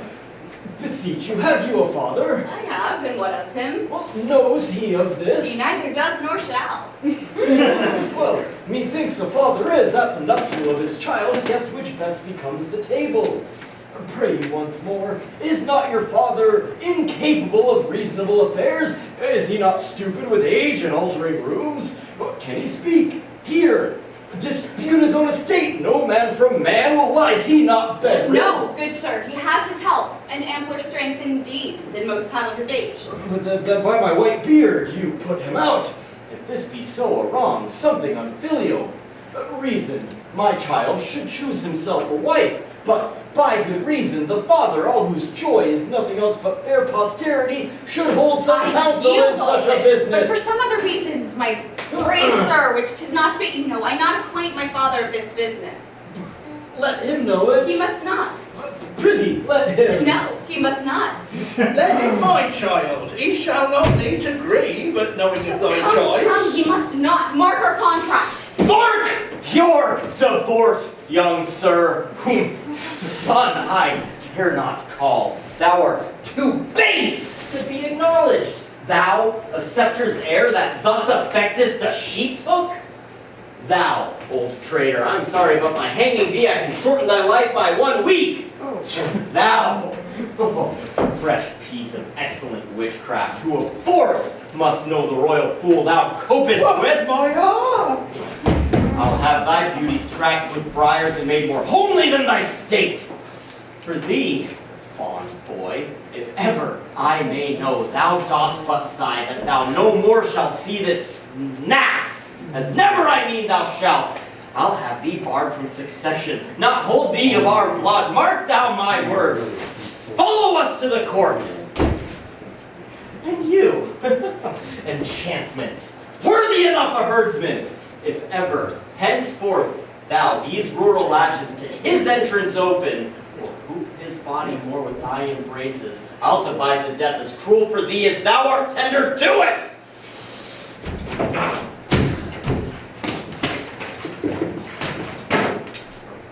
Even here undone! I was not much afeared, for once or twice I was about to speak and tell him plainly. The self-same sun that shines upon his court hides not the visage from a cottage, but looks on alike. Would you please be gone, sir? I told you what would come of this. Beseech you, of your own state take care. This dream of mine being now awake, I'll queen it no inch farther. With milk I use, and weep. Why, come now, father. Speak, ere thou diest. I cannot speak, nor think, nor dare to know that which I know. Oh, sir, you have undone a man of 83 that thought to fill his grave in peace. Yea, to die upon the bed my father died, and lay close by his honest bones. But now, some hangman must pull on my shroud, and lay me where no priest troubles in dust. Oh, cursed wretch, that knew this was the prince, and wouldst adventure to mingle faith with him. Undone, undone! If I might die within this hour, I'd live to die when I desire.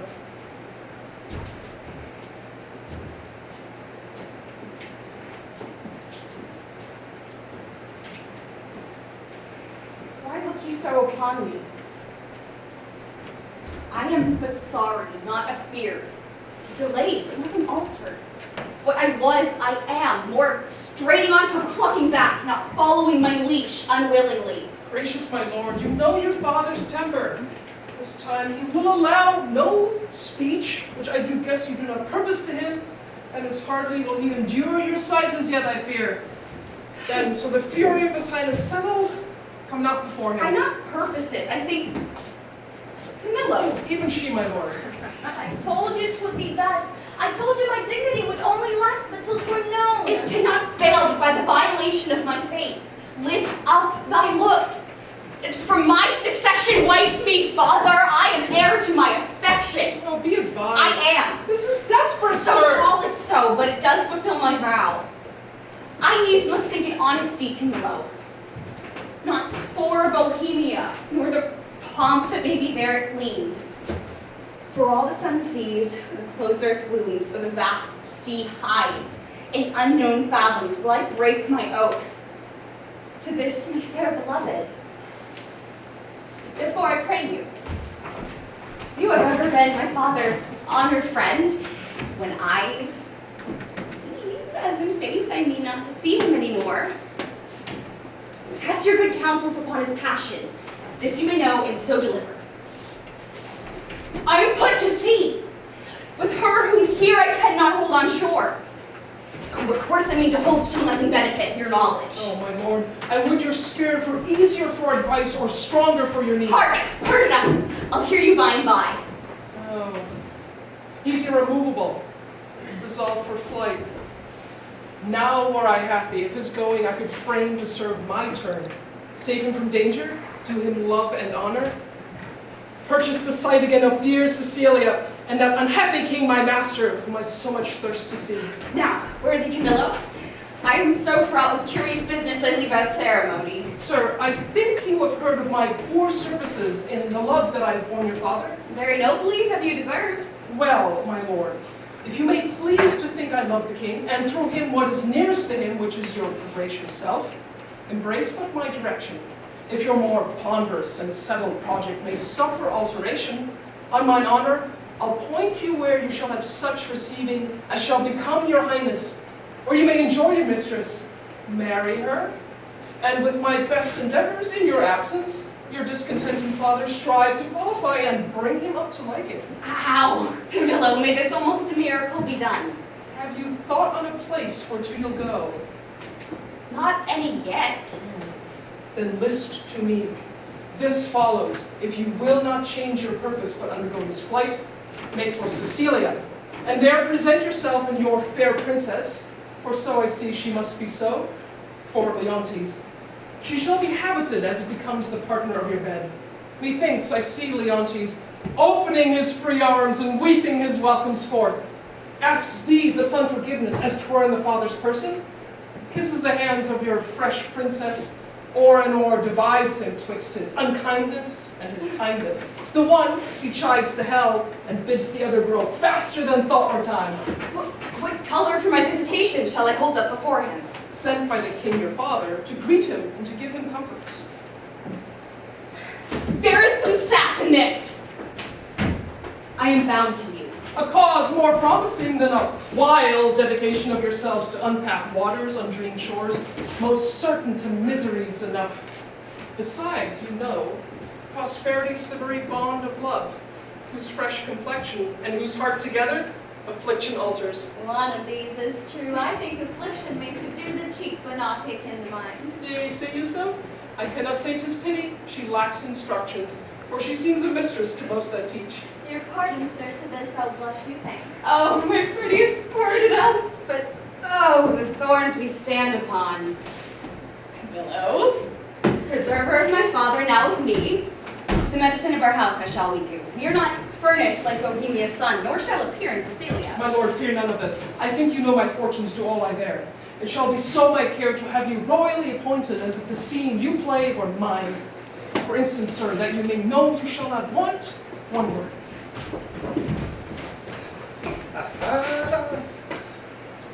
What a fool honesty is. And trust his sworn brother, a very simple gentleman. I have sold all my trumpery, not a counterfeit stone, not a ribbon, not a glass, pomander, brooch, table book, ballad, knife, tape, glove, shoe ring, horn ring to keep my pack from fastening. They thronged at who should buy first, as if my trinkets were hallowed and brought a benediction to the buyer. By which means I saw whose purse was best to the picture, and what I saw to my good use, remembered. You could have pinched a placket, it was senseless. There was nothing to gild the codpiece of a purse. I could have filed keys off that hung on chains. I picked and cut most of their festival purses, and had the old man not come in with a hubbub about his daughter and the king's son, I had not left a single purse alive in the whole army. Nay, but my letters, by this means being there so soon as you arrive, shall clear that doubt. And those that you'll procure from King Leontes Shall satisfy your father. Happy be you, all you speak shows fair. Who have we here? We'll make an instrument of this. Omit nothing may give us aid. If they heard me now, why, hanging. Why, how now, fellow? Why shakest thou so? Fear not, man. There's no harm intended to thee. Hang the poor fellow, sir. Why be so still? There's nobody would steal that from thee. Yet for the outside of thy poverty we must make an exchange. Therefore, discase thee instantly. Thou must think there's a necessity in't, and change garments with this gentleman. Hang the poor fellow, sir. Be so still. The gentleman is half late already. Hang on earnest, sir. The dispatch, I prithee. Unbuckle, unbuckle. Fortunate mistress, let my prophecy come home to thee. You must retire yourself into some covert. Take your sweetheart's hat and pluck it o'er your brows. Buckle your face, dismantle you, and as you can, disliken the truth of your own seeming, that you may, for I do fear eyes over to shipboard yet undescribed. I see the place of life that I must bear apart. Ceremony. Have you done that? Should my father see me now, he would not call me son. Nay, you shall have no hat. Come, lady, come. Farewell, my friend. Adieu, sir. What I do next shall be to tell the king of this escape and whither they are bound. Wherein my hope is I shall so prevail to force him after, in whose company I shall review Cecilia, for whose sight I have a woman's longing. Thus we set on, Camillo, to the seaside. The swifter speed, the better.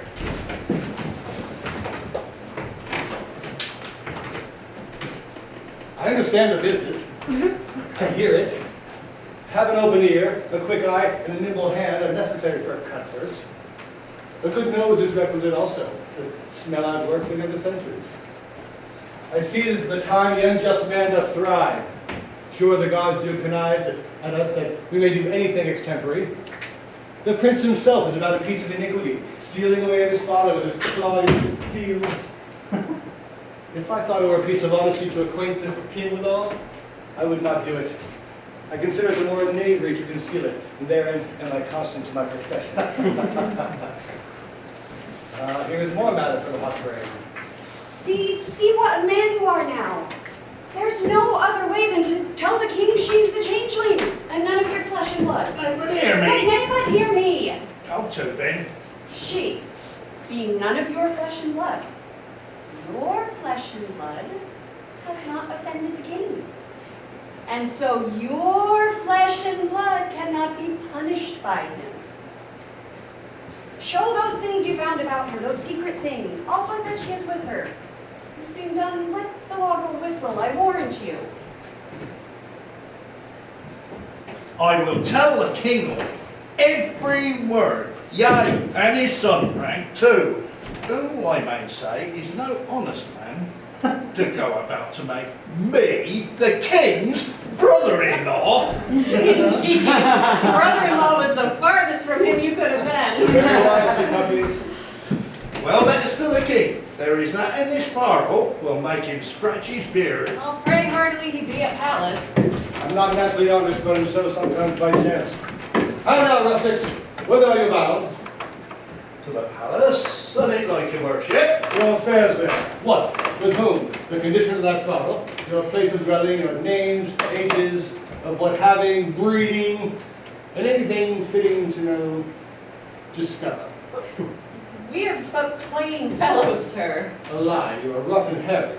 Are you a courtier, and it like you, sir? Whether like me not, I am a courtier. Seest not the air of the court in these enfoldings? Hath not my gait have in it the measure of the court? Receives not thy nose court order from me? I am the courtier of Catapult, upon thy command me to open thy affair. My business, sir, is with the king. What advocate hast thou to him? I know not, and it like it. Advocate is the court word for a pheasant. Say you have none. None, sir. I have no pheasant. Nor it. That funnel there, what's in that funnel? Why for that box? Sir, there lie such secrets in this fardel and box that none must know but the king, and which he shall know within this hour, if I may come to the speech of him. Age, thou hast lost thy labor. Why, sir? The king is not at the palace. He has gone aboard a new ship to purge melancholy, to air himself. Thou must know the king is full of grief. So he said, sir, about his son, that should have married a shepherd's daughter. If that shepherd be not in handfast, let him fly. The curses he shall have, the tortures he shall feel, will break the back of man, the heart of monster. Oh, think you so, sir?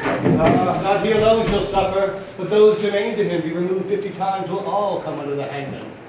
Some say he will be stoned, but that death is too soft for him. All deaths are too few, the sharp is too easy. Hath the old man there a son, do you hear? Ain't it like you, sir? He has a son, who will be flayed alive, anointed over with honey, and set upon the top of a wasp's nest, where he will stand till he be 3/4 and a dram dead. Then, raw as he is, and in the hottest day prognostication proclaims, shall he be set against a brick wall and with flies blown to death. But what talk we of these traitorly rascals? Tell me, for you seem to be honest, plain men, what hast thou to the king? Being something gently considered, I will take you to where he is aboard, tender your persons to his presence, and whisper in him in your behalf. He seems to be of great authority. Close with him, give him gold. Remember, stoned and flayed alive? And it please you, sir, to undertake this business for us. Here is that gold I have. Give me the mighty.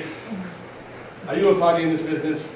Oh, in some sort, sir, and though my case be a pitiful one, I hope I shall not be flayed out of it. That is the case of the shepherd's son. Hang him. He'll be made an example. Oh, comfort, good comfort. Oh, well, we must to the king and show our strange sights. He must know 'tis none of your daughter nor my sister. You're gone else. Sir, I will give you as much as this old man when the business is performed. I will trust you. Go walk before, along the seashore. I will look upon the head you follow. We are blessed in this man, as I may say, even blessed. Let's before, as he bid us. He was provided to do us good.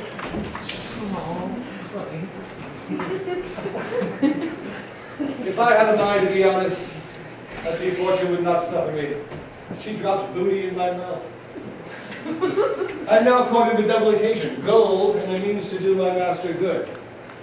I will take these moles, the two blind ones, aboard him. To him I will present for them, may the matter is. Jog on, the footpath clear.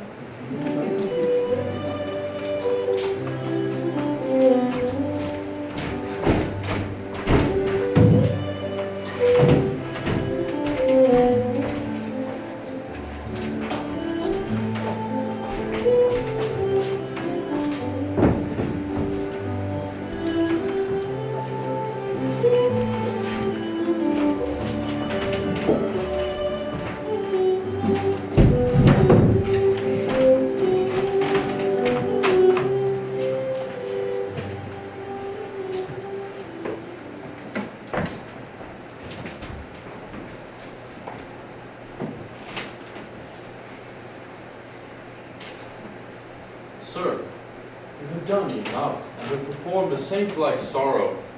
No fault could you make which you have not redeemed, indeed paid down more penitence than done trespass. At the last, do as the heavens have done. Forget your evil, and with them forgive yourself.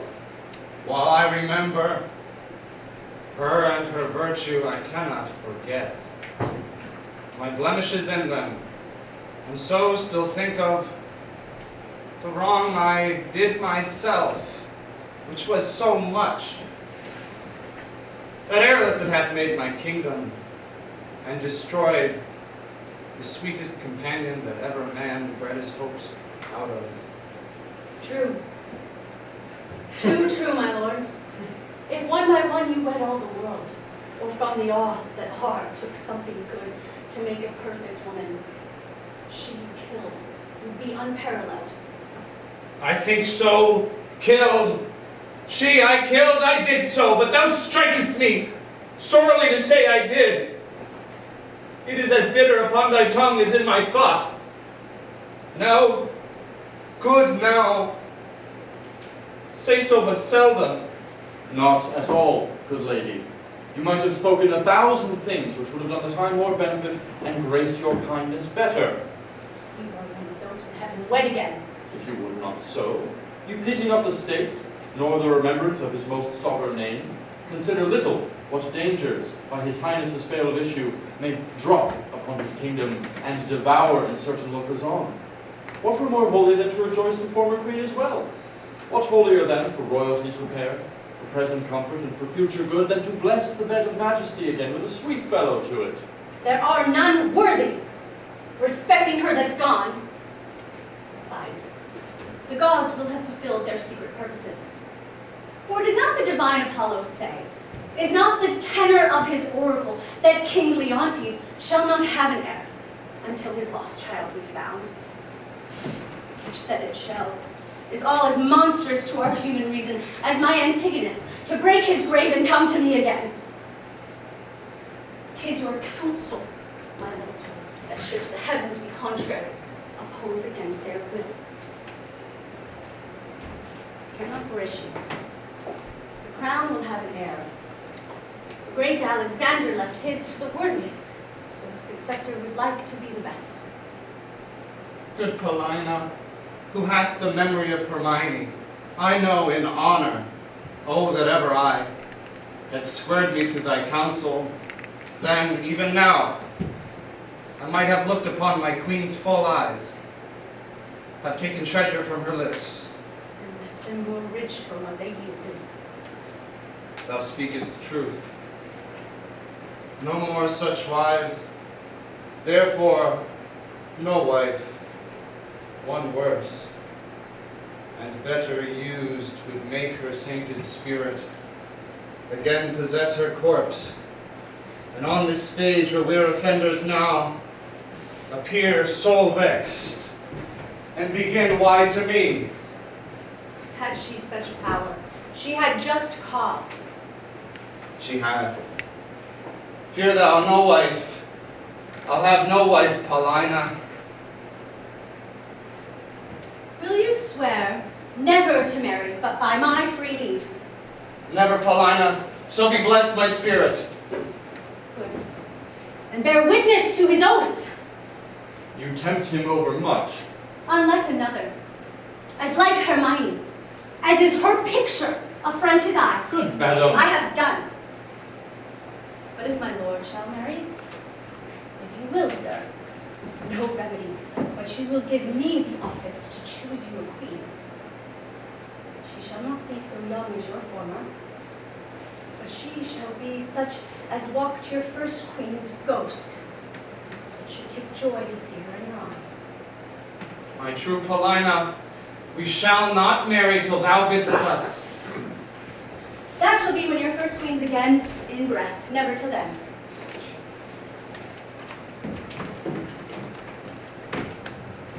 One introduce himself, Prince Florizel, Prince of Bohemia, with his princess, the fairest I have yet beheld, desires conference with your good high power. What with him? He comes not, like to his father's greatness. His approach so out of circumstance and sudden tells us 'tis not a visitation framed, but forced, by need or accident. What train? A few, and those but mean. His princess, say you, with him? The most purest piece of earth the sun has ever shined upon. Go. Yourself assisted with your honored friends, bring them to our embracement. Still 'tis strange, he thus should steal upon us. Had our prince, jewel of children, seen this hour, he had paired well with this lord. There was not full a month between their births. Prithee, no more, cease. Thou knowest, he dies to me again when talked of. Sure, when I shall see this gentleman, thy speeches will bring me to consider that which may unfurnish me of reason. They are come.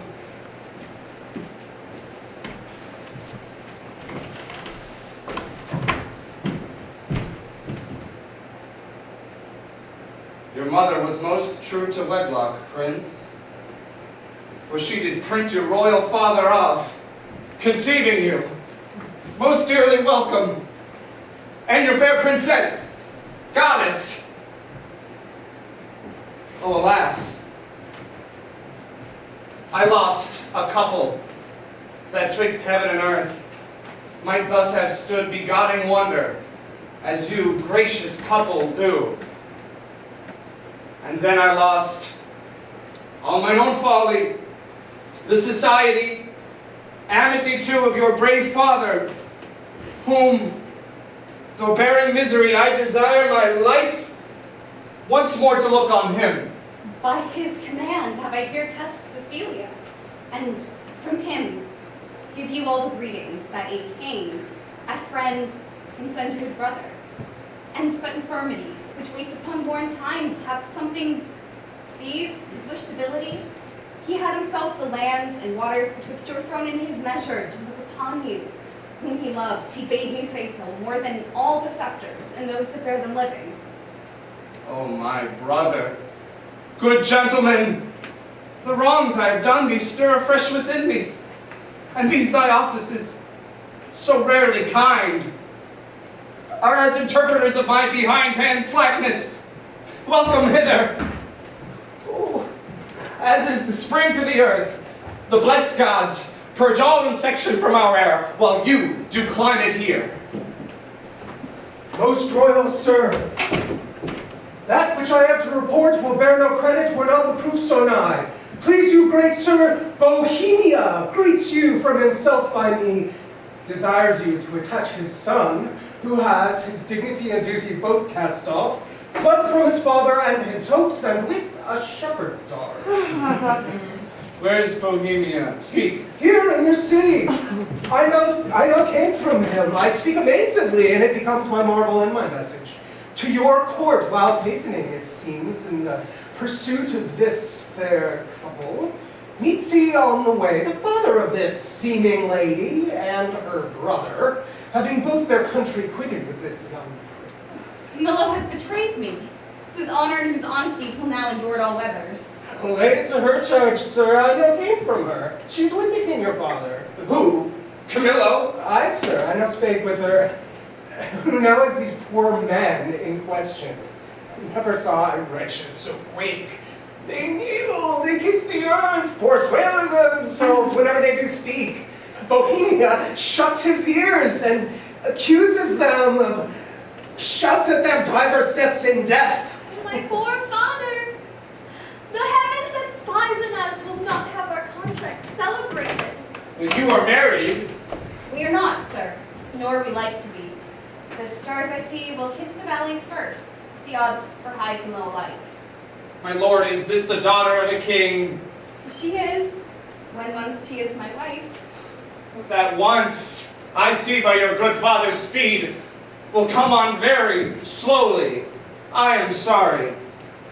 Most sorry you have broken from his liking, where you were tied in duty, and as sorry your choice was not so rich in worth as beauty, that you may well enjoy her. Dear, look up. Though fortune visible an enemy may chase us with my father, power no jot hath she to change our loves. Beseech you, sir. Remember once you owed no more to time than I do now. With thought of such affections, step forth mine advocate. I will to your father. Your honor not overthrown by your desires. I am friend to them and you. Upon which errand I now go toward him. Therefore follow me, and mark what way I make.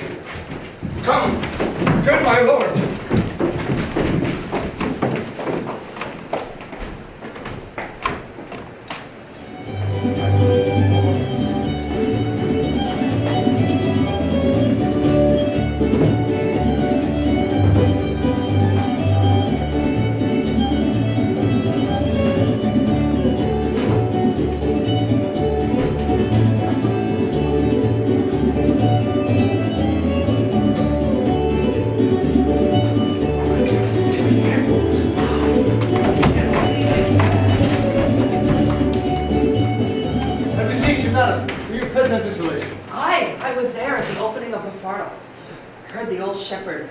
Discuss the manner in which he found it. Whereupon, after a little amazedness, we were commanded out of the chamber.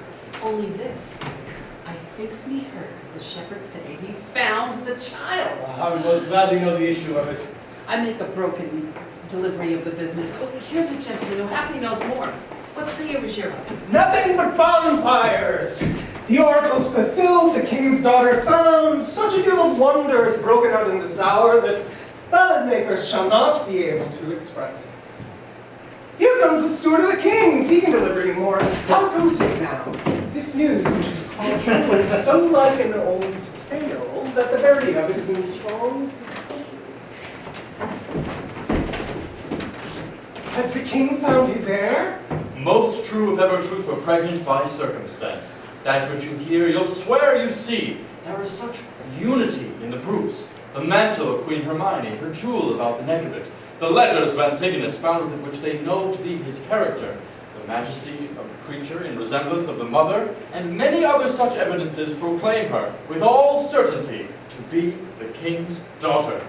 Did you see the meeting of the two kings? No. Then you have lost the sight which was to be seen, cannot be spoken of. There might you have beheld one joy crown another, so and in such manner it seemed that sorrow wept to take leave of them, for their joy waded in tears. There was casting up of eyes, holding up of hands, and countenances of such distraction, that they were to be known by garment, not by favor. Our king, being ready to leap out of himself for joy of his found daughter, as if that joy were now become a loss, cries out, "Oh, thy mother, thy mother!" Then asks Bohemia forgiveness, then embraces his son-in-law, then again worries he his daughter with clipping her. Now, he thanks the old shepherd which stands by like a weather-bitten conduit of many kings' reigns. I never heard of such another encounter. What became of Antigonus that cared against the child? He was torn to pieces with a bear. This avouches the shepherd's son, who has not only his innocence, which seems much to justify him, but a handkerchief and rings of his that Paulina knows. What became of his bark and his followers? Wrecks that same instant of their master's death, and in the view of this shepherd, so that all the instruments which aided to expose the child were even then lost when they were found. But oh, the noble combat that twixt joy and sorrow was fought in Paulina. She had one eye declined for the loss of her husband, another elevated that the oracle was fulfilled. She lifted the princess from the earth, and so locks her in embracing as if she would pin her to her heart, that she might no more be in danger of losing. The dignity of this act is worth the audience of kings and princes, for it was acted upon as such. One of the prettiest touches of all, and that which angled from my eyes, caught the water, though not the fish, was when at the relation of the queen's death, and the manner how she came to it, bravely confessed and lamented by the king, how attentiveness wounded his daughter, so from one sign of the Lord to another she did within, alas, I would fain say, bleed tears, for I'm sure my heart wept blood. Who was most marble there changed colour, some swooned, all sorrowed. If all the world could have seen, the woe had been universal. Have they returned from the court? No. The princess, hearing of her mother's statue, which is in the keeping of Paulina, a piece so near to her mind that some say one would speak to her and stand in hope of answer. Thither, with all greediness of affection are they gone, and there they intend to do sup. I thought she had some great matter there in hand, for indeed, twice or thrice a day, ever since the death of Hermione, she has withdrawn to that removed house. Shall we thither, and with our company piece the rejoicing? Now, had I adapted my former letter, a firmly drop on my head. I brought the old man to his son, the boy the prince, and told him I heard him talk of a father and I know not what. But he at that time overfond of the shepherd's daughter, so took her to be, and who became much seasick and him little better. Extremity of weather continued, and this mystery remained undiscovered. But it's all one to me. Had I been the finder out of this secret, it would not relish one of my other discredits. Oh, here come those that I've done good to against my will and already appearing in the blossom of their fortune. Come, boy. I am past more children, and thy sons and daughters will be all gentlemen born.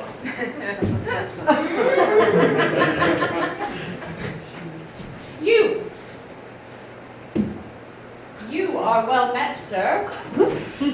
You denied to fight with me this other day because I was no gentleman born. See you these clothes? Say you see them not and think me still no gentleman born. You'd best say, this robe is not gentleman born. Give me the lie, do, and try whether I am not now a gentleman born. You are now, sir, a gentleman born. Aye, and so have been any time these 4 hours. And so have I, boy. And so you. But I was a gentleman born before my father, for the king's son took me by the hand and called me brother. And then the 2 kings called my father brother, and then the prince my brother, and the princess my sister, called my father father. And so we wept, and there were the first gentleman-like tears that ever we shed. We may live, son, to shed many more. Aye, or else 'twere hard luck being in so preposterous a state as we are. I humbly beseech you to forgive me all the faults I've committed, your worship, and to give me your good report to the prince, my master. Prithee, son, do. For we must be gentle now we are gentlemen. Thou wilt amend thy life? I am like your worship. Give me thy hand. I will swear to the prince thou art as honest a true fellow as any in Bohemia. You may say it, but not swear it. Not swear it now that I'm a gentleman? Let Bores and Franklin say it, I'll swear it. Oh, if it be false, son. If it ne'er so be false, a true gentleman may swear it in behalf of his friend. And I will swear to the prince, thou art a tall fellow of thy hands, and thou wilt not be drunk. But I know thou art not a tall fellow of thy hands, and thou wilt be drunk. I'll swear it, and I would thou wouldst be a tall fellow of thy hands. I will prove it, sir, to my power. Aye, by any means, prove a tall fellow. I do not wonder how thou dared to be drunk, not being a tall fellow, trust me not. Oh, hark! The kings and princes, our kindred, are going to see the queen's picture. Come, follow us. We'll be thy good masters.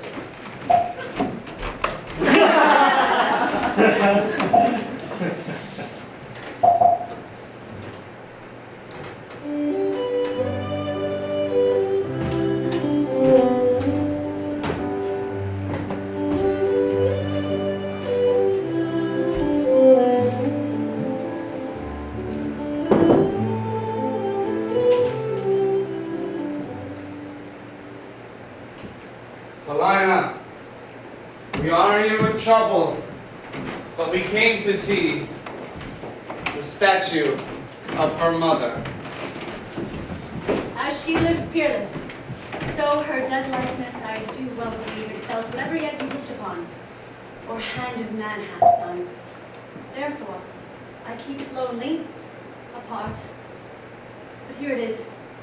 Prepare to see the life as lively mocked as ever. Still sleep not death. Behold, and say 'tis well.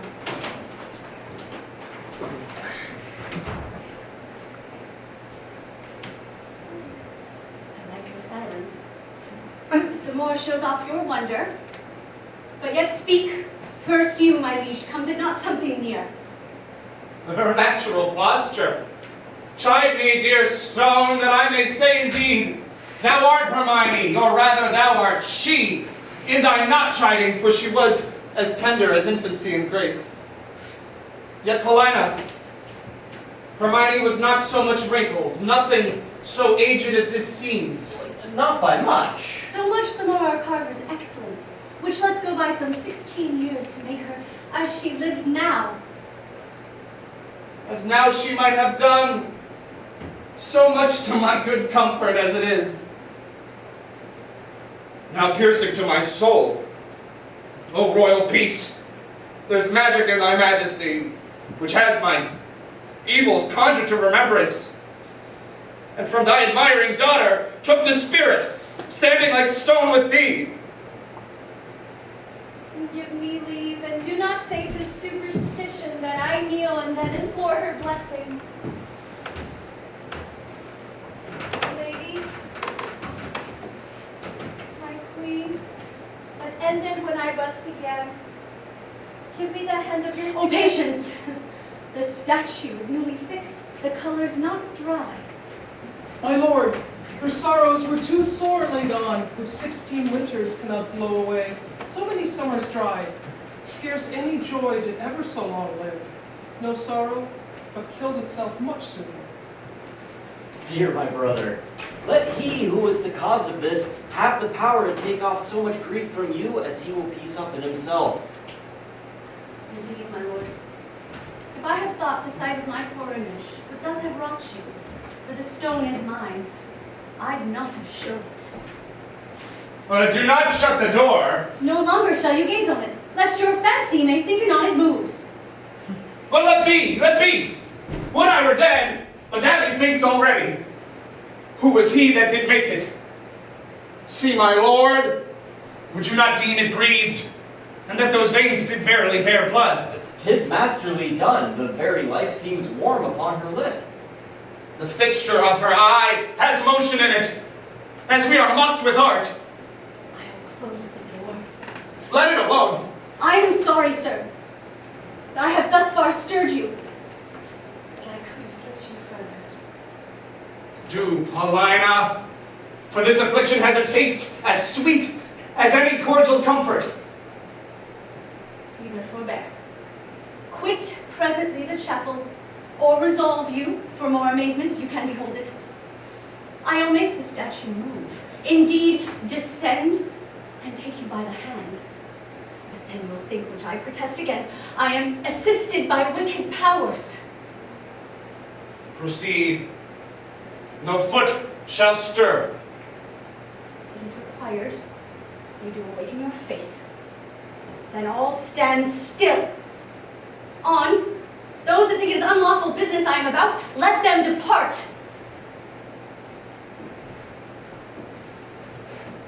Proceed. Music. Awake her. Strike. It is time. Descend. Be stone no more. Approach. Strike all that look upon with marvel. Come, I'll fill your grave up. Stir. Nay, come away. Bequeath to death your numbness, for from him dear life redeems you. You perceive she stirs. Start not. Her actions shall be holy as you hear my spell is lawful. Do not shun her until you see her die again, for then you kill her double. Nay, present your hand. Oh, she's warm. If this be magic, let it be an art, lawful as eating. Don't you pose her now. Kneel, and pray your mother's blessing. Turn, good lady, our Perdita is found. Your gods, look down, and from your sacred vials pour your graces on my daughter's head. Tell me, mine own, where wast thou preserved, where lived? How found thy father's court? For thou shalt hear that I, knowing by Paulina that the oracle gave hope thou wast in being, have preserved myself to see the issue. Go together, you precious winners all. Your exaltation partake to everyone. I, an old turtle, will wing me to some withered bough, and there, my mate, never to be found again. Oh, peace, Paulina. Thou shouldst take a partner, by my consent, as I by thine a wife. This is a match, and made between by vows. You have found mine, but how is to be questioned?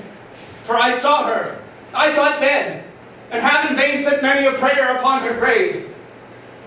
I'll not seek far to find thee an honorable partner.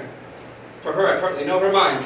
Come, Camillo, and take her by the hand, whose worth and honesty is richly noted, and here justified by us, a pair of kings. Good Paulina, lead us from hence, where we may leisurely, each one demand an answer to his part, performed in this wide gap of time since first we were dissevered. Hastily lead away,